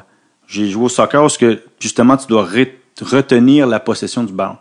Donc, des fois, tu sais, je me rappelle toujours, on me disait, lance-la par la bande ou par la baie vitrée, puis j'avais un malaise de me débarrasser de la rondelle, qui faisait que je bifurquais sur moi-même, je revenais, j'essayais de repartir à zéro. J'étais pas un joueur russe, là, parce que je sais que les Russes faisaient nombreuses fois revenir à la ligne bleue puis repartir à zéro. Et moi, je pense dans ma perspective, mais le hockey aussi, pour le soccer, un sport beaucoup plus rapide, un sport où que justement la patinoire c'est plus serré, tu dois penser rapidement, tu dois voir, on dit regarder derrière ton épaule, parce que moi j'étais défenseur, fait que à l'entraînement quand t'as Steve Bégin qui patine pas mal vite puis qui est quand même costaud, laisse-moi dire que tu dois regarder derrière ton épaule assez régulièrement. Et tout ça, on dit la prise d'information, scanner, je pouvais l'apporter au soccer. Et ça, juste pour l'aspect technique, sportif, physique. Puis aussi, c'est que je trouve que j'ai rien contre la spécialisation. Parce que aussi, il y a la concurrence. Tout le monde le fait. Si je le fais pas, je suis derrière. Ouais. Mais moi, c'est l'aspect mental. C'est qu'à un moment donné, tu te déconnectes pas de ton sport. Tu te brûles. Moi, même, je vais te dire, quand j'ai arrêté de jouer au hockey, j'ai pas regardé en arrière. Parce que le hockey, c'était 70 matchs de junior majeur du Québec. Ça, c'était arrivé 72. Si t'allais au playoff, c'était un autre 16. Ça, c'est si tu gagnes tes 4 matchs. Tu joues 100 matchs dans l'année, puis t'as 16, 17, 18, 19, 20 ans. Et puis, j'imagine les jeunes qui jouent régulièrement, puis jouent toute l'année. Puis, à un moment donné, tu veux voir d'autres choses. Tu manques beaucoup de choses aussi. Parce que plus t'es dans l'élite, plus que t'es juste avec les gens avec qui tu t'entraînes tout le temps. Mm-hmm. Tes amis d'enfance, c'est du moins, oui, les gars, vous pouvez sortir, vous pouvez aller faire autre chose. Moi, j'ai pas le temps. J'ai un camp, j'ai ça. Mm-hmm. Et tu déconnectes pas, tu perds cet aspect un peu d'adolescence ou de jeunesse. Et en même temps, à un moment donné, j'ai vu beaucoup de gars ils étaient dans le hockey, mais pas sûr qu'ils étaient là parce qu'ils étaient passionnés par le hockey. Ils étaient là parce qu'il y avait un ultime rêve que tout le monde a poussé d'aller vers. Et que la minute qu'ils pouvaient faire autre chose, ils faisaient autre chose. Et que tu les voyais pas, genre, assidus. Tu vois ceux qui sont sur la glace, puis ils veulent faire des choses, ils prennent la rondelle, ils pratiquent leur coup de patin. Puis tu vois ceux que dès que la pratique est finie, ils débarquent. Je m'en vais faire d'autres choses, puis je déconnecte, puis là, je suis plus avec mes parents, je suis plus avec ce cocon familial ou qui peut avoir une pression supplémentaire. Donc, pour moi, il y a l'aspect mental que souvent, si tu te déconnectes pas, puis tu l'as dit, Wayne Gretzky, il va au baseball, pense plus au hockey. Quand il revient, il est frais d'esprit. Il a hâte. Puis, tu sais, sûrement, il a joué dans la rue, là, au hockey, balle, là, tu sais. Donc, c'est pas comme s'il lâche le hockey complètement. Puis, t'as une excitation, t'as une motivation de plus en départ de saison. Là, maintenant, tu fais 10 mois dans l'année. Quand est-ce que tu déconnectes du hockey? Mm-hmm. Quand est-ce que je suis pas sûr qu'il y a grand monde qui dit, hey, tu devrais prendre un mois off. Fais d'autres choses, tu sais. Pas nécessairement un autre sport. Fais d'autres activités. Va te changer les esprits. Puis quand tu vas revenir, t'es reboosté, puis tu repars, puis boum, t'as une flèche montant. Puis c'est prouvé, en plus, là, quand tu parles les courbes, mentale ou physique, physiologique, à un moment donné, tu frappes un plateau. Et ça, c'est le monde ne les comprenne pas. Puis souvent, ben, tu vas voir des garçons, des filles, 12, 13, 14, 15 ans, qui décident de changer de sport ou décider d'arrêter parce que ils ont frappé un plateau, ils sont tannés, ils font ça depuis 5-6 ans à 6 jours semaine, 6 jours sur 7 ou 7 jours sur 7 pour ça. Puis il y a des âges, je pense, pour tout. Il y a des âges pour essayer tant de sports. Après ça, rendu à tel âge, peut-être quelques sports, un peu moins. Si tu te spécialises, puis là, peut-être vers justement 14-15 ans, là, souvent, là, tu vas te spécialiser peut-être dans un sport, mais d'être spécialisé à 8 ans, des fois, c'est comme, hey man. Ouais, c'est difficile, mais là, tu sais, je le comprends. Parce que là, c'est comme, tu sais, le hockey a comme, pour moi, changé beaucoup. De ce que je comprends. Je suis pas tout le temps dedans, mais là, si t'es pas avec un certain regroupement de personnes, tu vas pas te retrouver à aller dans la prochaine équipe ou ton nom sera pas sur les listes des équipes du Québec ou des potentiels à monter en midget espoir et compagnie. Fait que tout le monde sent que, ben, faut que tu suives. Pression. Si t'arrêtes, t'es plus dedans. Il y a cette pression. Et tu sais, comme, c'est pour ça que je trouve ça, puis comme tu l'as dit, c'est très, il y a beaucoup de choses qui viennent en facteur à l'adolescence. C'est croissance. Moi, j'ai vu des gars qui étaient très forts, 10, 11, 12 ans, dominants, puis oui, on passe en bantam quand tu es en mise en échec. Il y en a d'autres qui, la corpulence gagne. Il y en a d'autres qui viennent, leur patin se rajoute à leur skill set. Puis là, tout d'un coup, il y en a que leur croissance, elle frappe un plateau à 13, 14 ans, puis il y en a d'autres, ben, c'est là qu'elle monte. Puis 13, 14, 15, 16 ans, il y a une grosse, beaucoup de choses qui sont des variables qui changent ta trajectoire. Peut-être que tu étais 5 pieds 7 en pee-wee, mais tout le monde est rendu 6 pieds 1 par le temps que tu arrives bantam ou midget. Ça change, là. Tu veux dire, bon, le hockey, il n'y a plus de ligne rouge, là. J'ai joué dans une autre époque, là. Mais quand même. Mais c'est beaucoup de choses qui viennent changer là-dedans. Puis après ça, chaque joueur a son adversité. Il ne peut pas être choisi à droite, à gauche. Ça joue dans ton aspect de continuité, d'être assidu dans cette volonté de pousser. Et puis, 13, 14, 15 ans, ben, moi, je pense que c'est là que tu sais un peu dans quelle lignée tu t'en vas, là. Peut-être j'ai une chance de devenir professionnel ou du moins aller en l'élite de ton sport au niveau amateur. Puis là, tes parents, maintenant, là, t'as 3 enfants? Oui. T'en as le plus vieux à quel âge? Ma fille, Sophia, elle a 10 ans. Ma deuxième, Mia, elle a 8 ans. Puis mon garçon, Thiago, il a 4 ans. Puis est-ce qu'ils sont dans les sports? Est-ce que c'est... Oui, ils sont dans les sports. Ils jouent au soccer. Et puis là, ils sont mes 2 filles les plus vieilles sont au hockey, là, sont inscrites au hockey. Donc, ils commencent à découvrir c'est quoi le monde du hockey, de mettre l'équipement puis de jouer en équipe sur la glace. C'est vraiment la même trajectoire que papa, là, ben ils ont fait de la gymnastique, ils ont fait de la danse. Nous, on les met avec ma femme, parce que ma femme, elle joue au soccer aussi. Et on les met dans le sport pour les bienfaits, les valeurs du sport. Là, si un jour ils font quelque chose, tant mieux, mais ça, je le saurais pas avant un bout de temps. Là, c'est vraiment découvrir quelque chose, puis est-ce que c'est dans une avenue qu'ils vont aimer, puis qu'ils vont retrouver la même passion que moi j'avais? Je leur souhaite, mais peut-être que ça sera pas ça. Oh! Commencez-vous à avoir honte au World Juniors parce que papa ici, il a pas mal honte. Et c'est un décompte jusqu'à l'épisode spécial annuel des World Juniors, l'annuel et extant épisode. Vous l'attendez à chaque année. Chucky Pellerino se prépare. Et le décompte jusqu'à l'épisode spécial World Juniors vous est présenté par McDo Canada cette année et sa 10e campagne McJoueur qui met en vedette cette année Tyler Toffoli et Cole Caulfield qui vous présente le quart de livre avec bacon et oignons croustillants. Absolument. Y a-t-il une association plus classique dans l'enfance que le hockey et le McDo? Honnêtement, comme après ta game, t'as juste envie d'aller au McDo, comme les pères cool qui amènent leurs enfants au McDo. Moi, je me souviens comme on n'avait pas mon père comme on n'a pas le temps, on s'en va où. Mais mon ami Julien, son père Richard, l'amenait au McDo après. Puis j'étais comme God damn it, toujours les mêmes qui ont tout dans la vie. Puis c'est comme, puis à un moment donné, j'ai eu un lift à ma game par mon ami Julien puis son père Richard. Tu sais, son père Richard, toujours en tracksuit, avec la gomme Excel. Toujours la gomme Excel. Il était malade. Puis, il me dit, on va t'amener au McDo après. On va y aller. Comme j'en ai sacré, il me dit, là, pas la mère. On va y aller. All right.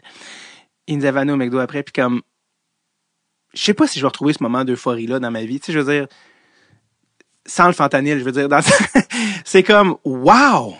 Je me souviens encore arriver là puis être comme rentré je pensais que j'étais dans Richie Rich. Tu sais, je suis rentré. Quand t'es kid, faut que tu trouves ton shtick. Genre, c'est quoi ton trio que tu sticks avec. Il y en a que c'est comme le cheeseburger, le McPoulet. Tu sais, il y avait toujours un gars dans l'équipe. Parce que, tu sais, t'allais toujours au McDo, nettoyeur de hockey. Tu sais, les parents voulaient du café. Les kids voulaient être heureux. Puis, il y avait tout le monde prenait, genre, les mêmes affaires, des croquettes. Puis, il y avait toujours un gars dans l'équipe, prenait, genre, le mec poisson. T'es comme, qu'est-ce que tu fais, Tristan? T'as-tu 49 ans? T'as toujours le backup goaler. Il était spécial. Anyway. Et, sûrement que des enfants qu'on connaît pas se battaient dans la piscine à balle à grands coups de poing, ça y est. Mais ça, c'était la bonne époque. Tu sais. Puis Richard m'a amené, puis je me souviens, mon premier cheeseburger. Tu sais, avec les 2 pickles au milieu. Déjà, enfant, j'aimais les pickles. Déjà, tu vois que j'étais une vieille âme. Et, parce que c'est ça, ils en mettent 2. Je pense qu'il y en a qui ont vu The Founder, le film sur McDo, comme une recette. C'est pour ça que ça goûte toujours à ma affaire, comme une exactitude du McDo jusqu'au pickle. Et avec les jaunes, dans ce temps-là, les pailles du McDo étaient jaunes foncées. On dirait que l'orangeade goûtait meilleur. Je peux pas te l'expliquer. Et tout ça pour mener au thrill final. Le thrill d'une vie, honnêtement, déballer les cartes de hockey. Tu sais, t'as encore les mains graisseuses des frites avec le sel. T'es en train d'essayer d'ouvrir avec tes petites mains de fille, d'enfant, le paquet en aluminium qui est fait pour te niaiser, un peu comme les wraps de CD à l'époque, là, tu sais, quand t'achetais, comment on-tu le droit d'ouvrir cette affaire-là? Et finalement, réussir à le déchirer avec tes dents. Comme, tu vois que t'avais hâte de voir les cartes. Et là, tu dans ta tête, le scénario de, si j'avais demandé les cartes, si j'avais passé dans le fil avant Julien ou après, dépendamment, c'est ça qui a influencé qui a eu la carte d'Alexei Yashin. C'était, good lord! C'était comme, j'en reparle, j'ai des battements, j'ai des palpitations cardiaques. On avait un certain problème de jeu à l'époque, faut dire. Et je sais pas si tu te souviens, les cartes des années 2000 transparentes, tu sais, comme recto verso. Ça, mes amis, en plastique, au lieu d'être en carton, était en plastique, ça, c'était le futur. Puis après ça, ils ont sorti les cartes, que tu avais une version recrue, qui était en noir et blanc.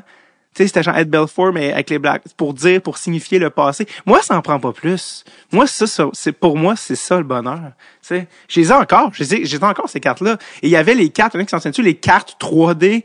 Hello! Les cartes 3D McDo, Mario, le motion, back and forth, sa ligne rouge qui marque, Forsberg, le diving save de Patrick Roy. Hey, ça fait comme 26 ans, il marche encore. Je m'endors avec ça la nuit. Dans les mains, en tout cas, bref, c'est un autre problème. Ah, good lord que c'était juste classique tournoi de hockey. C'est sûr qu'un moment donné, tu passes au McDo. C'est juste classique. Anyways, countdown jusqu'à l'épisode spécial World Juniors. Plus que 2 épisodes incluant celui-ci. Et ça vous est présenté par McDo Canada et la nouvelle campagne des McJoueurs qui sont Tyler Toffoli et Cole Caulfield qui vous présente le quart d'olive avec bacon et oignons croustillants. Les oignons croustillants, c'est bon, j'ai comme croustillant dans la bouche. OK. Papa est bien fatigué. On retourne à l'épisode. Puis, on était rendu justement, tu te pointes à Val-d'Or avec les Foreurs, famille d'accueil avec Jean-Luc. Là, tu as eu quand même la chance de jouer avec plusieurs noms que les gens vont connaître, mais Steve Bégin, qui est passé au podcast, Roberto Luongo, Jean-Luc Grandpierre, Jean-Pierre Dumont, qui a été un choix top 3, je pense. Top 3, la N2 de New York. Puis Roberto Luongo l'année d'après, 4e comme gardien de but, je pense. Exactement. Puis Luongo qui a joué 20 ans dans l'Union nationale, c'est quand même fabuleux. Parle-moi un peu de ces gars-là, puis comment toi t'es connus. Je me souviens que quand Steve est venu au podcast, on lui a demandé, parle-nous de Patrice, le joueur de hockey. Il dit, il était bon, Patrice. Puis il nous a parlé de toi, tout ça. Puis Steve qui était d'ailleurs le coach à la Classique KR cette année, là. Mais ouais, parle-moi un peu de Steve Bégin. Comme Steve, ben écoute, on se croise encore parce qu'on habite pas loin un de l'autre, puis on est dans les événements régulièrement. Steve, ceux qui savent pas, sa femme, c'est la même fille qu'il connaît depuis que j'étais avec lui à Val-d'Or. Ouais. Donc, ils ont eu 2 enfants, 2 filles. Un peu comme toi, dans le sens que... Ben oui, j'ai la même copine depuis, ma femme, c'est depuis que j'ai l'âge de 17-18 ans. Et, mais Steve, c'est vraiment quelqu'un, authentique. Puis je pense que après le connaître, tu es pas gêné. Non. Très drôle. Si je me rappelle bien, Cap de la Madeleine, Trois-Rivières ou dans ce coin-là. Et franchement là, un gars, mais sur la glace, c'est un gars d'une intensité. J'ai rarement vu dans le sport quelqu'un d'une telle intensité là. Toujours appliqué du premier chiffre au dernier jusqu'à la fin du match, il arrête pas. Et comme je mentionnais, quand j'étais défenseur, quand on fait les exercices, on lance la rondelle en fond de la rondelle, il faut que le défenseur aille la chercher pour travailler le jeu derrière le but, puis t'as un attaquant qui te poursuit. Mais laisse-moi te dire que quand tu vois que Steve est dans la ligue des attaquants, tu sais que tu dois te grouiller, là, puis tu dois patiner, donc... il est pas moins intense dans les pratiques. Non. Steve, match pratique, c'est la même chose. C'est un gars qui est à fond. Puis qui est vraiment... je pense que les gens qui l'ont découvert quand il joue pour le Canadien, c'est un gars qui, à l'ouvrage, le cœur gros comme c'est pas possible. Mm-hmm. Et puis moi, j'ai vu Steve Bégin mettre Peter Royal, 6 pieds 6, 225 livres, le coucher au sol, parce que, bon, il y a les bagarres dans l'hockey. C'était. Mais tu sais, Steve, c'est 5 pieds 11, 6 pieds. À ce moment-là, c'était 185 livres. Puis tu sais, vraiment découper quelqu'un naturellement fort. Je dirais comme, tu sais, puis l'anecdote, c'est, j'arrive à Val-d'Or, puis tu sais, je sais pas si c'est toujours comme ça, mais les premiers camps, ils te font des tests. Puis je vous ai dit, j'ai jamais fait de musculation jusqu'à temps que j'arrive à junior majeur. Même là, j'en faisais pas vraiment. J'en ai fait parce qu'il fallait le faire, là, sur les moments. Et on fait des tests. Puis là, ils veulent tester ta force maximale de squat puis de bench. Et c'est qui le gars en démo? Ben, c'est Steve Bégin, qui lui, il prend deux plates, puis tu lèves ça comme de rien. Puis moi, je me dis, attends, j'ai jamais levé ça de ma vie. Lui, il fait paraître ça comme si c'est de rien, puis je me dis, wow. Puis là, il me dit, ben, tu commences pas à 2 plates, mais Steve, quand même quelqu'un d'assez fort, là. Puis moi, je dis, mais c'est qui ce gars-là, cette pièce d'homme-là, qui, on dirait que il pousse ça comme si c'était rien. Puis moi, je me dis, wow, je suis tout maigre. Je fais 170 livres à peine, là, à ce moment-là. Et puis ça, c'est Steve, mais quand t'arrives un gars dans le vestiaire, tu sais, comme je dis, qui... C'était très leader, je pense. Oui, lui, il était capitaine quand j'étais arrivé. Donc, et puis, tu sais, c'est vraiment le leader, mais le leader par exemple. Quand un coach dit, tu sais, le coach, c'était facile de dire, ben les gars, regardez Steve. Mm-hmm. Est-ce qu'il abandonne, lui? Ben non. Puis, tu pouvais pas dire non. Tu pouvais pas faire le contraire. C'était le modèle, l'exemple du gars qui est à fond de train, puis qui bouge, qui frappe tout ce qui bouge, qui est sur chaque shift. On dirait qu'ils sont tous pareils. Ouais. Tu pouvais pas dire, genre, il y a pas d'intensité où OK, il y a diminué un peu, là. C'est fou. Ça fout le train, puis tu sais, comme j'ai dit, quand t'étais l'adversaire ou le gars qui se faisait pourchasser par lui, il y avait une certaine crainte là d'avoir Steve. Steve était exceptionnel, mais un gars toujours un gros souriant, riant, un bouffon, tu ris. Autant qu'il était intense, c'était pas comme, il y en a qui sont intenses, je dirais un peu comme moi, ou qui sont froids. Tu vois qu'ils sont concentrés dans une bulle. Lui, c'était intense, mais après ça, c'était bon, voilà, on vit la vie. Donc ça, c'était Steve Bégin. Roberto Luongo, qui est non, c'est ça fait pas encore assez longtemps, mais probablement un futur Hall of Famer dans la Ligue nationale. Son numéro est déjà retiré en Floride. Peut-être qu'il va être retiré à Vancouver. Même aussi à Val-d'Or, me semble. Il est à Val-d'Or, ça c'est sûr. C'est sûr. Parle-moi de Roberto Luongo, qui était un gros prospect, si on parle de l'époque où tous les goalers sortaient du Québec. Là. Oui, ben Roberto, c'est quand je suis arrivé, lui, il avait fait son année de 16 ans à Val-d'Or. Okay. Et quand je suis arrivé, tu sais, on a joué contre, moi, au soccer. Moi et Roberto. Ah, OK, fait que lui... Moi contre Roberto. Fait qu'il a joué au soccer, Roberto, ceux qui ne savent pas ça. Là. Donc, on se connaissait déjà un peu, pas aussi amicalement, mais on s'était échangé. Donc, lui, il me connaissait comme le gars de soccer. Moi, j'apprenais à connaître Roberto Luongo, le futur top prospect, surtout pour gardien de but. Ouais. Ben, c'est un bon Italien de Saint-Léonard. Fait que le fait qu'il joue au soccer, ça fait. Donc, ça, c'est dans les mœurs, là. On est dans les cordes. Et quand j'arrive là, tout le monde parle, Roberto, que là, tu comprends qu'à chaque match qu'on joue, il y a des recruteurs. Mm-hmm. Ils viennent voir qui? Ils viennent voir Roberto Luongo. Mm-hmm. Puis, c'est justement, je me tout me rappeler certains mots de Richard Martel qui dit, pour certains d'entre vous, profitez-en parce que on vient voir lui, mais ça veut pas dire qu'il y a les 20 quelques équipes de la Ligue nationale à ce moment-là vont repêcher. Il y a une équipe qui va le repêcher. Donc, il y en a d'autres qui vont avoir d'autres besoins. Mm-hmm. Donc, et toi, ça, tu l'as pris, tu t'es dit, non, moi, je jouais, oui, t'as l'obtention de la Ligue nationale, mais comme je t'ai dit, j'étais pas parti de c'est quoi les listes de repêchage. C'est à travers parler des recruteurs qui viennent te voir, parce que tu as des bonnes performances, tout le monde qui te pose des questions. Et, mais Roberto, wow. Moi, quand j'ai joué avec lui, j'étais devant lui, là, je l'ai blagué quand il a pris sa retraite, là, je dis tu peux me remercier pour tous les tirs que j'ai laissé passer ou que j'ai bloqué pour bien faire paraître pour faire repêcher en Ligue nationale, mais Non, c'était exceptionnel. J'ai vu des matchs de hockey avec Roberto, 45, 50 tirs, puis pas de but qui passe. Puis il y a rien qui passait, là. Tu savais qu'elle allait moi, personnellement, il n'y avait aucun doute que lui, il allait dans la Ligue nationale puis qu'il allait avoir une très bonne carrière dans la Ligue nationale. Déjà. Ça, pour moi, personnellement, d'avoir joué avec lui, avoir vu comment, puis tu sais, c'est quand même quelqu'un 6 pieds 3, 6 pieds 2 et demi, là, puis gardien de but, donc pièce quand même imposante, mais les réflexes, les arrêts qu'il faisait, tu sais, je pouvais pas dire ça allait le prochain Martin Bronner ou Patrick Roy, mais tu savais qu'il allait dans la lignée d'un gardien de but qui allait pas avoir une carrière moyenne dans la Ligue nationale. Puis ça, c'est un gars que quand Twitter est arrivé, on a découvert comme la personnalité de Luongo, comme on le connaissait pas. Oui, comme là, parce que quand tu regardes Roberto, surtout quand j'ai joué avec, il est assez intense. Il est dans sa bulle, il est concentré. Ouais. Mais quand t'es sans Luongo, il y a des petites blagues ici, beaucoup de sarcasme. Puis, tu sais, lui, il était beaucoup avec, justement, en famille d'accueil, il était avec Lucho De Martinis, avec Jean-Pierre Dumont et Francis Lacaille. Et tu apprends, puis le monde, parce que moi, je savais même pas son Twitter handle, c'était Strombone à ce moment-là. Ouais.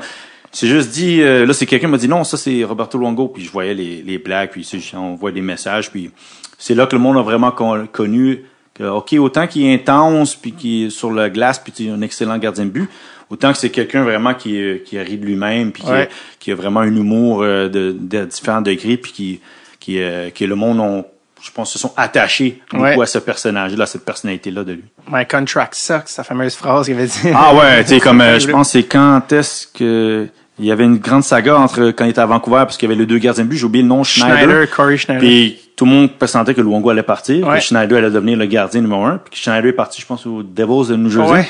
Puis je crois qu'il a dit, voilà, il avait fait une blague en... là-dessus. Écoute, moi, j'avais déjà mis mes bagages, j'étais prêt, puis tout, puis j'étais prêt à quitter, puis finalement, ben voilà, je reste, mais non, vraiment, tout un humour, là. Ouais, il est très drôle. Le Corey Schneider avait été changé contre un choix qui est devenu Bo Horvat, qui est le capitaine des Canucks. Fait que ça a bien tourné pour les Canucks, cet échange-là.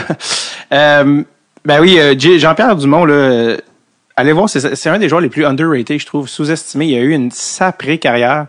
Gros joueur Buffalo, il jouait à Nashville, mais il habite encore à Nashville, je pense, avec ses enfants et son gars, mais solide joueur de hockey, Jean-Pierre Dumont. Oui, Jean-Pierre Dumont, je m'en rappelle pas si c'est la deuxième saison, j'étais plus avec les Forts de Val-d'Or, mais je crois que, je sais pas si c'est un record de points, je sais pas si c'est dans les séries éliminatoires qu'il avait, mais vraiment avait le compas dans l'œil pour marquer.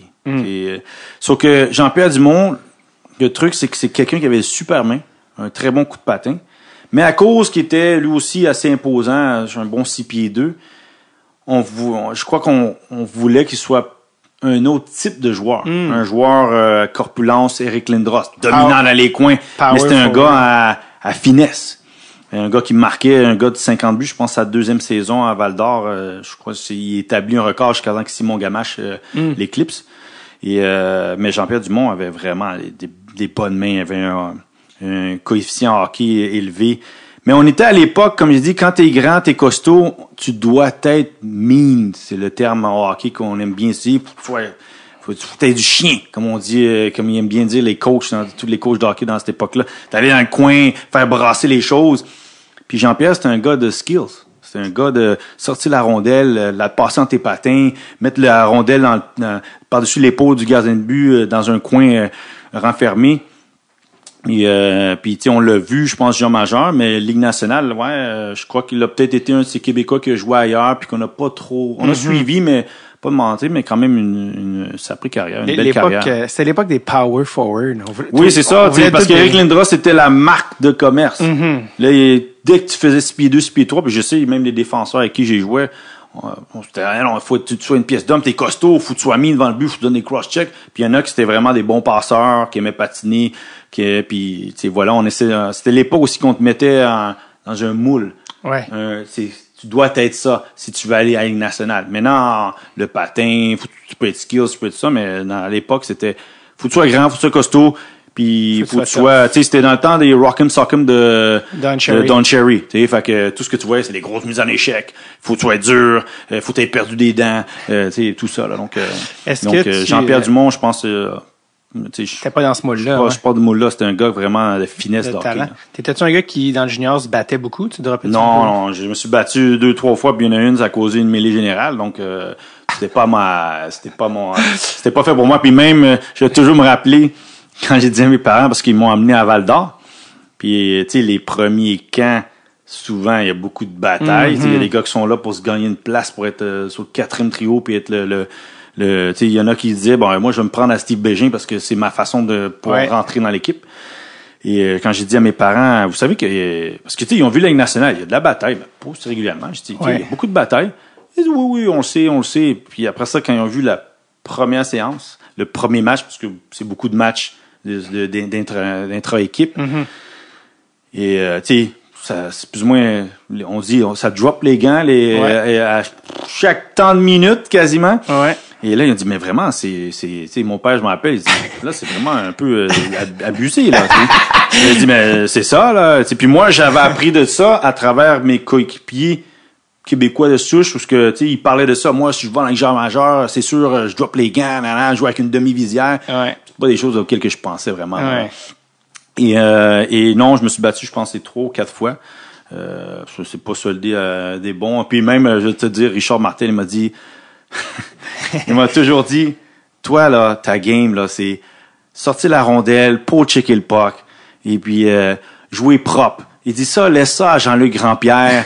Et puis même Jean-Luc, s'il l'a pas mentionné, ben, il était devenu un peu comme mon grand. Tu sais, moi, à Val-d'Or, on me disait Grand-Pierre, et moi, mon surnom, c'était Petit-Pierre. Petit-Pierre, ouais. Et lui, il se sentait être, moi, je faisais, 5 pieds 10, 175 livres, tout mouillé. Et lui, il se sentait que quand quelque chose arrivait, ben, il venait à ma défense. Donc, non, batailler, c'était pas, comme j'ai dit, il a mêlé général une fois, je sais pas, c'est Cap-Breton. Tu me racontes exactement ça. Ah oui, si tu veux, je te raconte, c'est facile. On était, attends, je sais pas, c'est pas Cap-Breton, il y a Halifax. Pas Charleston. Non, Charleston. PI? C'est, j'oublie, il y avait Moncton. Les Wildcats. Ouais, les Wildcats de Moncton. Fait qu'on était à Moncton. Et ça, c'est ma 2e année. Et, tu sais, dans le genre majeur, il y a quand même une fraternité. Il y a un brotherhood, comme on dit. Tu sais, t'as des gars de 16 ans, t'as des gars de 20 ans. Puis on t'explique beaucoup que, tu sais, les gars de 16 ans, normalement, un joueur de 16 ans, ça prend un joueur de 16 ans. Les autres, peut-être 17, mais un joueur de 19, 20 ans, pas supposé s'en prendre un joueur de 16 ans. Et ça donne que, bon, il y a mis en échec, tu sais, échauffouré sur le côté, puis un joueur de l'adverse qui plaque notre joueur de 16 ans dans le dos. Et comme j'ai dit, il y a une fraternité qui se développe dans le hockey. Ça, c'est une chose que je veux toujours prendre du hockey, c'est que tu es dans une équipe, chaque joueur est ton frère. Petit frère, grand frère, tu dois défendre ta famille. Et le joueur de 16 ans, il se fait plaquer dans le dos. Fait que moi, j'arrive, puis je porte pas attention c'est qui est l'autre bord. Moi, j'arrive, puis je commence à me chamailler un peu avec l'adversaire, puis lui, il drop les gants rapidement. Puis c'est un joueur de 19 ans à ce moment-là. Et voilà. Quelqu'un drop les gants. T'as 2 choses. Tu droppes pas les gants, puis bon, tout le monde te regarde en disant, pourquoi t'as pas droppé les gants? Parce que dans l'époque, les mœurs, c'était, si quelqu'un va se battre avec toi, faut t'y aller. Ouais. Normalement, tu devrais trouver quelqu'un de ton calibre, mais ça se passe assez rapidement. Accrochage, prends mon maillot, mets mon maillot par-dessus mon chandail par-dessus mon camp, ma tête. Puis moi, je suis dans une position compromettante, mais à ce moment-là, moi, j'ai pas vraiment de coup de poing, tu sais, c'est dans le dos, là. Mais Richard Martel, lui, il voit ça du banc. Puis, comme j'ai dit, Richard Martel, il m'a toujours vu comme Patrice, un joueur de hockey, propre, passe, c'est pas un batailleur, c'est pas un joueur robuste. Et à ce moment-là, il voit ça, il me voit dans une position compromettante, puis il dit, Francis Lessard sur le banc, il dit à Francis, il pousse, il dit, pas. Il saute sur la glace, puis lui, il rentre dans le gars, puis bang, puis là, le coach adverse, qu'est-ce qu'il voit? Lui aussi, il envoie ses gars, puis pouf, mêlée générale à Moncton. Et voilà, puis j'ai éjecté du match parce que moi, j'étais une 2e bagarre. Parce qu'il y avait déjà une bagarre, puis moi, je me suis pris avec un joueur, puis on s'est battu. Fait qu'on était 2e bagarre. Fait que moi, je suis mis Francis Lessard, lui, parce que c'est le premier joueur ressorti. Richard Martel, même chose.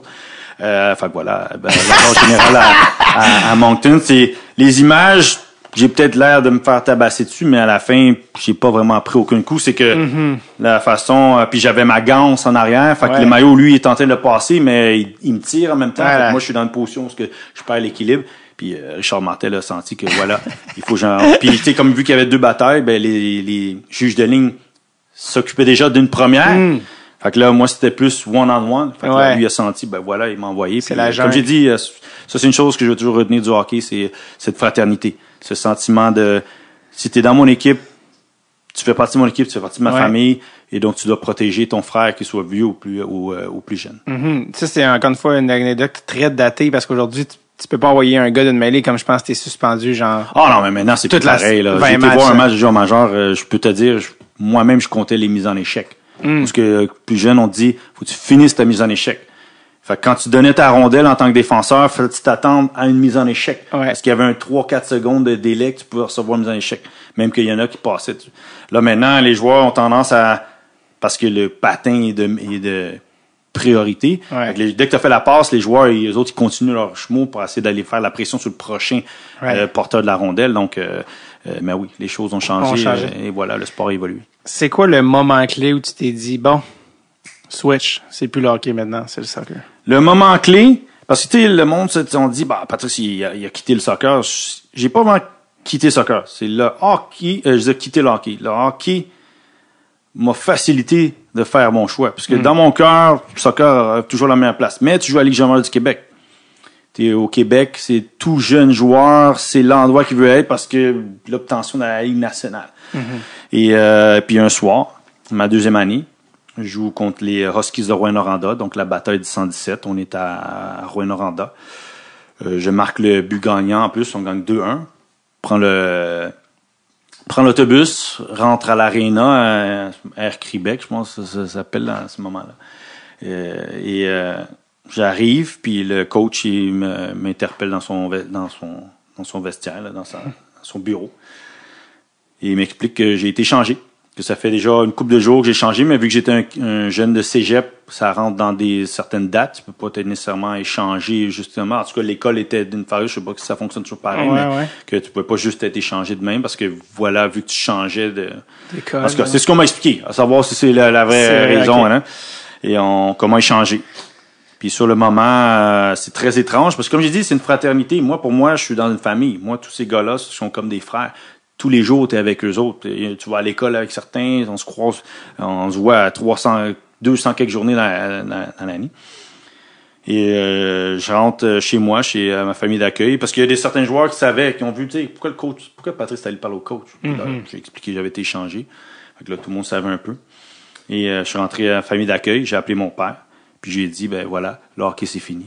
Il dit, là, je me concentre sur le soccer. Je vais aller à le prochain endroit, parce que par respect, je n'arrêterai pas là, mais dès que je finis la saison, je me concentre sur le soccer. Puis à ce moment-là, la croix, elle est faite. C'est comme si c'était difficile de dire quitter, parce que tu sais, le soccer était pas comme c'était. Il n'y a pas d'académie du centre du club de foot Montréal. Il n'y avait pas de la route pour aller au soccer professionnel n'était pas établie. Donc, moi, j'étais au hockey, je suivais cette route-là parce que la route était établie, puis j'étais dedans, puis j'avais des possibilités, même que peut-être moins que d'autres, mais des possibilités. Ouais. Et là, puis j'avais une bourse d'études à l'université de Syracuse qui m'attendait. Ouais. Et puis à ce moment-là, c'était encore valide là. Oui, parce que moi, quand j'ai eu ma bourse d'études, j'avais 16 ans, je ne pouvais pas aller à l'université américaine. Okay. Finalement, j'ai juste fait le test.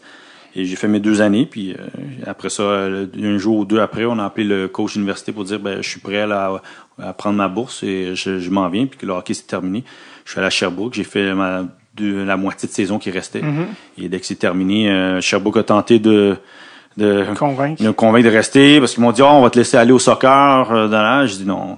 J'ai dit oui, merci, mais je ne reviendrai pas. T'as pas eu une discussion avec un scout des Panthers?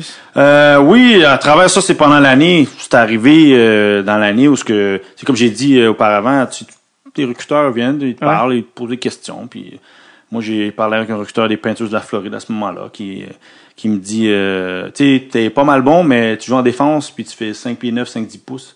Il dit au hockey, tu peux prendre du poids, tu sais, aller au gym, tu peux prendre 10 ou 15 livres de plus, mais grandir, tu sais, il faut que tu sois exceptionnel, tu sais. Fait que j'ai compris que à la Ligue nationale, ça allait être, tu sais, à la porte de faire des essais ou Ligue américaine ou Ligue internationale. Mais l'échange à ce moment-là, moi, je suis quelqu'un qui est très ancré. Si je considère que tu deviens un ami, moi, je considère que j'ai une loyauté envers ces gens-là. Et je considère vice-versa, mais c'est comme ça. Ouais. Et dès qu'on a échangé, j'ai senti que là, c'est comme si la famille des Forts de Val-d'Or, t'étais moins que rien. Donc, j'ai compris c'était quoi la business du sport. Ouais. Mais puis en plus, 2 jours plus tard, je devais rejouer contre les Foreurs de Val-d'Or avec les Faucons de Sherbrooke. Donc c'était encore plus étrange. Mais comment ça s'était passé, cette game-là? Ah, ça, c'était... Wow. Quand tu dis du jour au lendemain, tu étais de l'autre bord de la patinoire, tu connaissais tout, le vestiaire, les gens à l'aréna.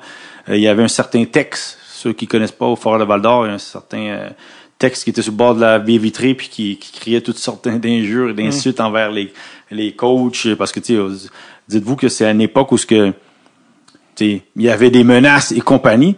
Mais je suis de l'autre bord de la patinoire, très étrange. Puis je porte un autre uniforme. Puis comme je dis, tu as une fraternité, tu as un sentiment d'appartenir à une famille. Puis là, tout d'un coup, t'appartiens à ton identité, c'est quoi? Et même si je jouais pour les Faucons de Sherbrooke, je connaissais pas beaucoup les joueurs, même si on avait joué contre. Le coach, tu le connais parce que tu as joué contre, mais tu n'avais pas d'affinité. Fait que tu es un peu dans une période grise où c'est quoi là que je m'embarque là. Puis tu sais, là, je dois recommencer tout ce que j'ai fait quand je suis arrivé à Val-d'Or. Ça a comme créé une scission pour toi qui a facilité la transition. Oui, là, à ce moment-là, quand j'ai été échangé, je continue au hockey pour finir la saison, mais okay, de tout ce que tu me dis depuis le début, visiblement, ça a toujours été clair que la flamme, c'était le soccer. Oui, moi, depuis tout petit, mon père, tu sais, ceux qui comprennent pas, moi, j'ai grandi avec mon père qui m'a parlé de Pelé, Maradona, Johan Cruyff, Beckenbauer. S'ils les connaissaient pas, c'est des grandes personnalités du monde du soccer de l'époque ou de l'époque de mon père. Ouais. Et moi, mon plus grand moment, c'est la Coupe du Monde 1986 à Radio-Canada. Je vais toujours me rappeler, je suis devant la télé. À ce moment-là, c'est des télés Zénith, là, en bois, puis tout. Puis mon père qui me rentre des histoires de soccer et compagnie, mais il n'y a pas de soccer à la télé, là, comme maintenant, là. Le soccer, ça vient à tous les 4 ans, à la Coupe du Monde. Et quand je vois la Coupe du Monde, je vois ce que mon père me parle. Et le Canada est qualifié à la Coupe du Monde. Fait que, tu sais, justement, je me dis, je suis né ici, puis mon pays est à la Coupe du Monde. Et là, de ce moment-là, le soccer, moi, mon rêve, c'était d'être le prochain Pelé. Ça, c'était, moi, je suis lancé. Moi, je dois être à la Coupe du Monde. Ça, c'est ma passion. Ça, c'est, quand le monde me pose la question, pourquoi le choix? Je dis, j'ai le choix du cœur. Je dis, aussi simple que ça. Je dis, moi, le hockey, c'était bien. Je sais pas que j'ai pas aimé, mais c'était plus la culture que j'ai grandi dedans. Ouais.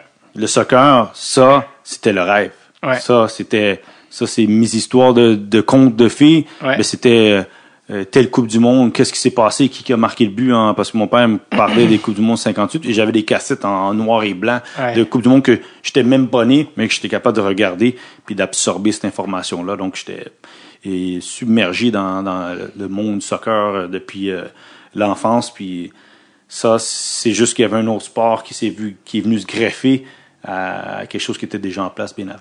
C'était vraiment aussi pré-internet là, tu sais, quand tu dis voir du soccer aux 4 ans, tu sais, aujourd'hui les jeunes, quand je leur dis vous êtes chanceux, vous avez accès à voir des faits saillants, des matchs, voir des vedettes régulièrement de la Premier League, de la Liga, tout est accessible.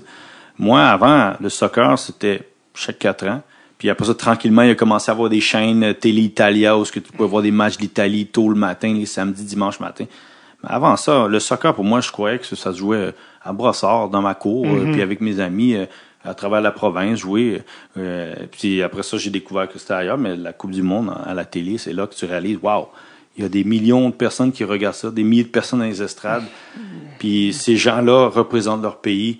Puis justement, en 86, Maradona, c'est comme la Coupe du Monde où on dit qu'il a remporté le trophée à lui seul. Ouais.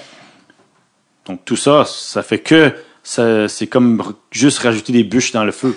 Et la flamme, elle est là, mais là, on rajoute une bûche, puis une autre bûche, puis une autre bûche, puis après ça, la flamme, elle s'éteint jamais. C'est quoi la différence pour toi dans la psychologie d'un joueur, tu sais, toi, quand tu te prépares à jouer une game de soccer versus quand tu joues au hockey, ta psychologie?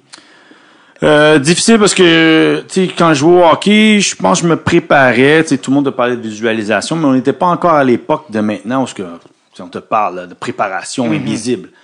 Et fait que tu sais, préparé pour un match, j'arrivais au match, puis au hockey, puis je jouais, tu sais. Et au soccer, un peu la même chose, jusqu'à temps que j'arrive dans les rangs professionnels où ce que je comprends, OK, j'ai fait certaines de ces petites choses-là avant le match, puis j'ai eu un bon match. Si je les répète, est-ce que ça va m'apporter le même résultat? J'ai commencé à tranquillement comprendre, OK, J'écoute la musique, ça me concentre, ça me regarde focus.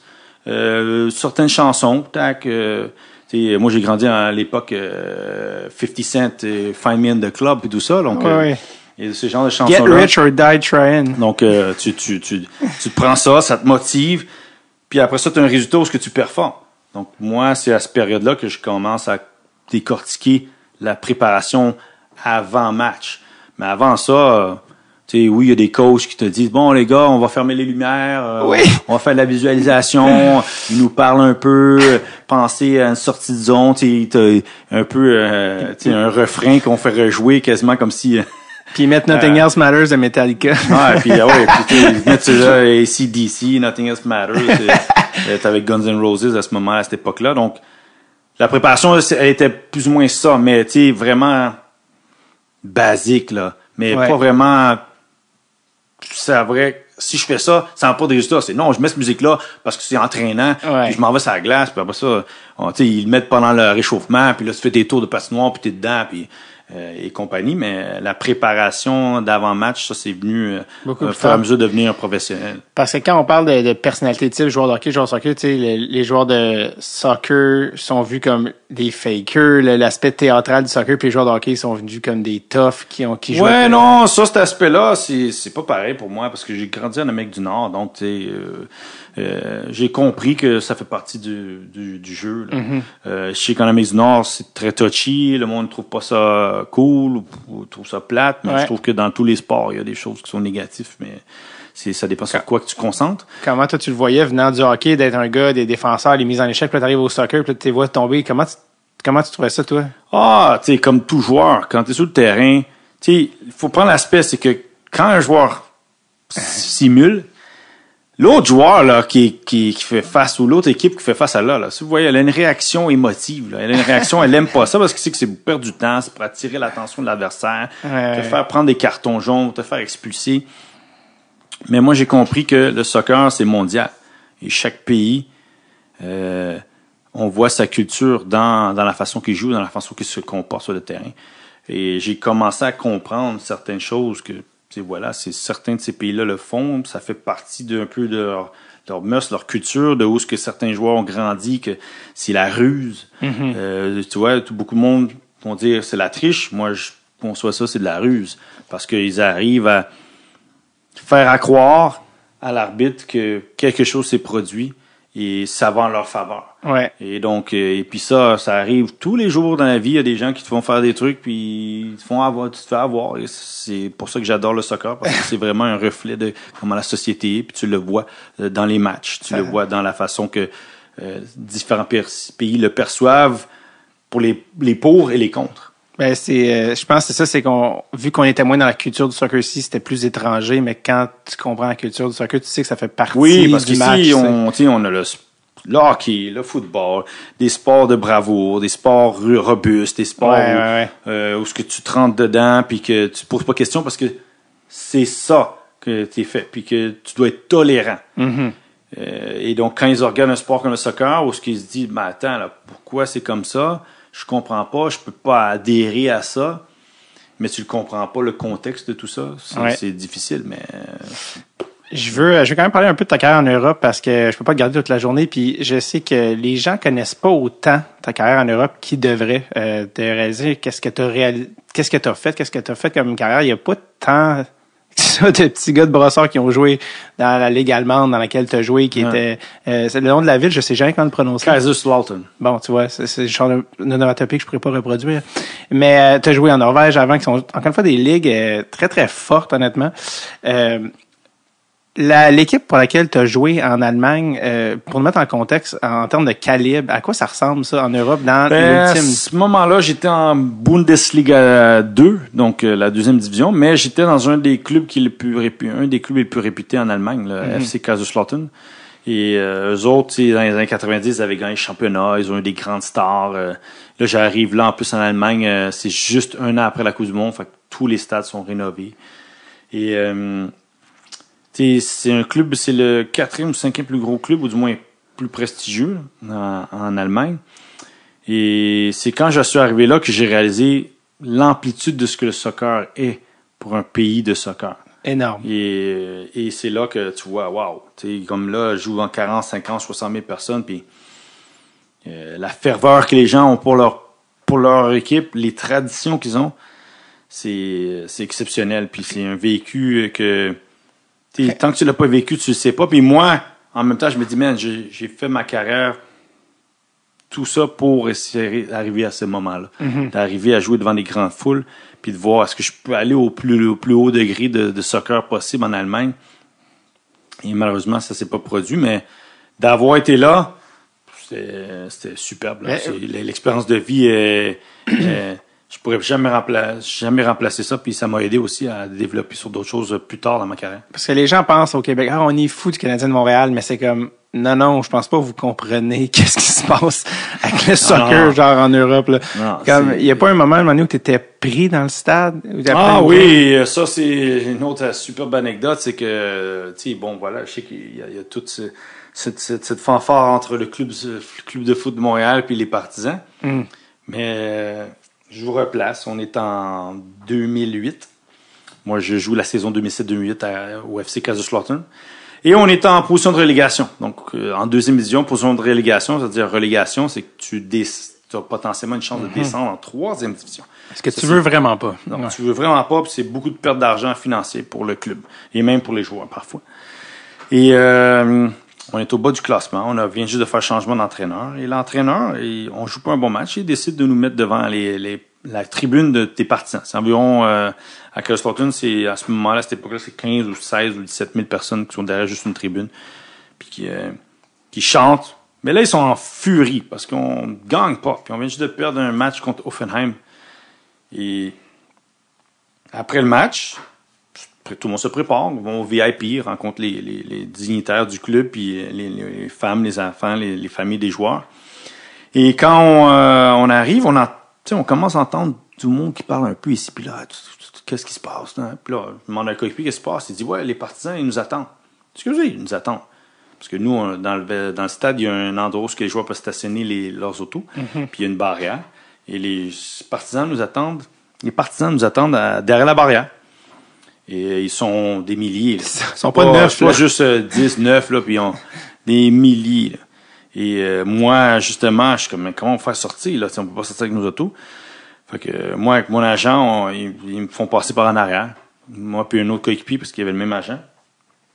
On passe par en arrière, et puis on part dans son auto, puis on passe devant la barrière où normalement mon auto est stationnée. Puis on voit encore des milliers de personnes qui sont là en attente. Là.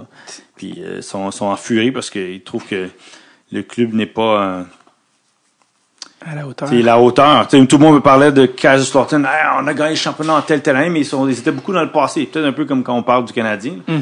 Et là, ils en revenaient pas. Puis T'es-tu caché dans l'auto en passant? Non, j'en ai passé parce qu'on est passé discrètement par l'arrière, mais c'est intense. C'était une autre ligue tu sais, quand t'as signé ton contrat là, c'est un peu drôle, mais t'avais une idée en tête de t'acheter une certaine voiture, mais ton agent t'a fait comprendre que c'était pas exactement ça qu'il fallait que t'achètes. Ouais, ça c'est une autre superbe anecdote du monde superficiel du monde des pros. J'arrive, puis moi j'étais un fan de Mini Cooper parce qu'il venait juste de t'acheter par BMW. Et puis je me suis dit, les routes européennes stationnées, c'est compliqué. Fait que moi, un petit auto, c'est pas. Ouais. Fait que je mentionne à mon agent, il dit, je pense que je vais aller m'acheter une Mia. Il me dit, ben non. Moi, je portais le numéro 10. Il dit, le numéro 10 de Kaiserslautern ne peut pas conduire une Mini Cooper. Puis je dis, pourquoi pas? Il dit, ben non, faut une auto du standard. Puis comme j'ai fait, j'arrive au centre d'entraînement, puis tu vois, il y a les autres autos, les gens arrivent, des nouvelles autos, il y avait des jeunes qui venaient juste signer un nouveau contrat. Première auto, c'est une Audi S5. Puis là, t'es comme, my God, ça, je suis dans quel monde? Ouais. Mais en même temps, je le vis bien parce que c'est où ce que je voulais être. Ouais. Mais en même temps, tu te dis, bon, il faut qu'il arrive à se calmer un peu, là. The game within the game, ouais. Comme qu'ils disent. T'as finalement fait un retour à Montréal. Ouais. C'était un peu le retour au bercail. Oui. Pour finir, pour toi, venir en MLS, c'était-tu un deuil ou c'était comme... Deuil, c'était ma carrière? Oui, parce que je laisse l'Europe. Puis je suis parti en Europe en essayant d'arriver dans les grandes ligues. Et là, je retourne à la maison. Mais en même temps, c'est un beau défi. Parce que là, le CF Montréal / l'Impact, à cette époque, rentre en MLS. Moi, je quitte l'Europe Fait que le timing était parfait. Là, moi, je suis plus raffiné. Le club peut se raffiner, évolue à être un club plus prestigieux avec le nouveau stade. Ouais. Fait que j'ai embarqué dans le projet parce que, voilà, je voyais l'entrevue que j'ai fait, puis ce que ça pourrait apporter. Et puis, puis en même temps, j'ai parlé à certains amis. J'étais comme, combien de personnes peuvent venir, qui sont québécois, peuvent venir jouer au Québec, au CF Montréal? Très peu. Puis à ce moment, on était comme peut-être une poignée sur une main. Là. Mm-hmm. T'as été capitaine aussi de l'Impact, tu sais, puis ton dernier match était carrément hollywoodien. Là, je pense que t'aurais pas pu mieux l'écrire que ça. Raconte-moi comment ça s'est fini. Le dernier match. Ta mère à côté de la cloche. Tu te dis, c'est difficile de dire comment ton dernier match va être. C'est quand t'es petit, tu penses à ton premier match. Tu penses jamais à ton dernier match. Une chance d'ailleurs. Et puis là, écoute, toute la semaine, c'était un cirque médiatique. Mon dernier match de Patrice ça. Et puis tu joues le match. Tes parents sont là, des gens qui ont sacrifié des heures et des heures et des heures pour que tu puisses pratiquer ton sport comme amateur, puis que tu te rends professionnel, puis ils viennent te visiter à des milliers de kilomètres. Et puis là, j'ai la chance de prendre un penalty, ce qui était ma marque de commerce. Puis mes parents sont derrière. Fait que j'ai eu pas mal de pression. Mais marqué, c'était écrit. Comme moi, mon ami m'a dit, il n'y a pas meilleure situation. Tu t'en vas, tu finis ta carrière, tu as la chance de marquer un but. Puis en plus, le penalty, surtout du côté que tes parents sont à la cloche. C'est fou. Donc, il dit, il y a des choses que tu peux pas, tu contrôles pas, mais c'était exceptionnel comme journée, puis soirée. Et puis, à la fin, c'était touchant parce que c'était mon dernier match. Puis moi, je pensais aussi à mes parents qui avaient donné des heures et des heures et des heures pour que moi et mes soeurs puissent aller au terrain. Ouais. J'ai vécu mon rêve, mais grâce à eux. Vraiment. C'est qui les grands pour toi contre qui tu as eu la chance de jouer? Que tu dis, wow, je peux quand même cocher ça dans la liste. Les grands, écoute, j'ai eu la chance de jouer contre Pavel Nedved, Ballon d'Or. J'ai eu la chance de jouer contre Deco, Portugal. J'ai eu la chance de jouer contre Cristiano Ronaldo. Ici en MLS contre Thierry Henry, David Villa. Donc ça, c'est les joueurs là, contre lesquels que je me rappelle là, présentement là, qui ont été marquants, puis que j'ai eu la chance de jouer contre ou de devenir coéquipier ou bien coach à coacher avec eux autres. Donc en équipe Kaka, nationale, Didier Drogba, c'est des gens que t'es comme, c'est un autre monde là, tu sais. Drogba, sa première game au Montréal, il a 3 buts, je pense. Ouais, son premier départ, il marque 3 buts, c'est fou là, mais c'était un autre. C'était une autre époque, une autre période. Une autre ligue. Je vais terminer en parlant de la croissance. Tu sais, quand tu commençais à jouer au soccer, quand tu étais jeune, c'était comme le soccer, c'était comme Patrice, va jouer au hockey, arrête de niaiser. Puis là, aujourd'hui, je pense que j'ai lu que il y a 2 fois plus de gens qui jouent au soccer au Canada qu'au hockey. Je sais pas c'est quoi le chiffre, mais je sais que ça fait quelque temps que les inscriptions au soccer sont largement, sont au-dessus de celles du hockey. Ouais. La seule chose, c'est que le hockey, il y a un tremplin où il y a un bout à la pyramide. Le soccer, il y a la MLS qui est là, mais pas tout le monde est certain comment je vais devenir professionnel. Mais c'est chapeau à vous, là, parce que c'est exceptionnel d'avoir... non, c'est... Le soccer au Québec, je pense que ça s'en vient... ça a toujours grandi, ça évolue depuis le temps, ça progresse. Moi, je pense que où est-ce que ça doit progresser, c'est niveau médiatique, niveau d'engouement, puis parce que l'équipe est là, elle est couverte, mais il faut en parler plus. Puis si je vous fais pas une anecdote, mais une constatation, c'est que prends le soccer, ok, que tu regardes TV Sport, RDS, quelle chaîne, ben quand tu regardes les nouvelles du sport, est-ce qu'il y a des nouvelles sur le soccer? Est-ce que même quand le CF Montréal joue, tu as des faits saillants de la Ligue? Pas juste du club, la Ligue. Donc, ça, c'est, je pense, des endroits qu'on a besoin d'améliorer parce que les gens, ils s'associent de même, ils s'accrochent de même en sachant les joueurs et les endroits. Et ça stimule la progression du sport à travers parce que l'élite, je ne vais pas dire atteignable, mais elle est plus connectée à l'échelle de structure du niveau amateur au niveau professionnel. C'est d'ailleurs comme un lien parce que tu viens de quitter le poste d'assistant pour aller dans les médias. Donc, est-ce que tu prends un peu sur toi de vouloir un peu faire connaître le soccer? Ouais, tu sais, j'y vais, j'essaie de donner mes idées parce que tu sais, j'ai grandi dans le monde, je connais des choses. Puis là, c'est de voir si les boss me permettent de parler ou de dire ce que tu veux. Créer quelque chose qui est contenu soccer. OK. Patrice, ça a été un plaisir. J'espère jouer avec toi sur la glace un moment donné. Peut-être, en espérant que ce soit une game de célébrité. Ça serait bien. Ça serait bien. Je te termine avec cette anecdote-là que je pense m'a fait comprendre que tu sembles être une bonne personne. Pierre-Yves Roy Desmarais jouait avec toi à la game des célébrités. Ouais. Il me contait que vous jouiez en défense ensemble. Okay. La game s'en vient vers la fin, vous perdez. Et on m'a dit que t'es encore très bon, là, même si tu t'as pas joué dans les années. Moi, les gens me disaient que t'avais une bonne coche au-dessus des comédiens qui étaient là. Et la personne qui était entre guillemets le coach, on parle ici de quelqu'un qui était genre un animateur de c'est quoi, là, bref. En fin de match, elle dit OK, les gars, je coupe le banc, faut qu'on gagne, faut qu'on égalise. Pat, prochain change-up en défense, tu le prends. Donc en voulant dire, regarde, peu importe qui était là, c'est Patrice qui prend le prochain joueur. Et je pense que ça signifiait que Pierre-Yves sautait son tour. Et toi, tu t'es reviré par Pierre-Yves, tu t'es fait « Ouais, non, ça arrivera pas, tu prends le prochain joueur. » Alors, commencera pas à couper le banc d'une game de charité, là, c'est pas vrai. Non. Tu y vas, là. Moi, c'est pas vrai que je prends le shift à quelqu'un. J'ai assez vécu dans mon compétitif que, là, je comprends, là, aller gagner, mais à la fin, faut respecter certaines normes qui est de prendre le plaisir. Patrice, je te laisse aller faire une sieste, on dirait que tu vas t'endormir, j'ai le pauvre. Ah, ouais, non, je suis fatigué, mais là, faut que j'aille sur le terrain. Oui, c'est ça. Hey, merci encore, Pat. C'est bon. Yes. Plaisir.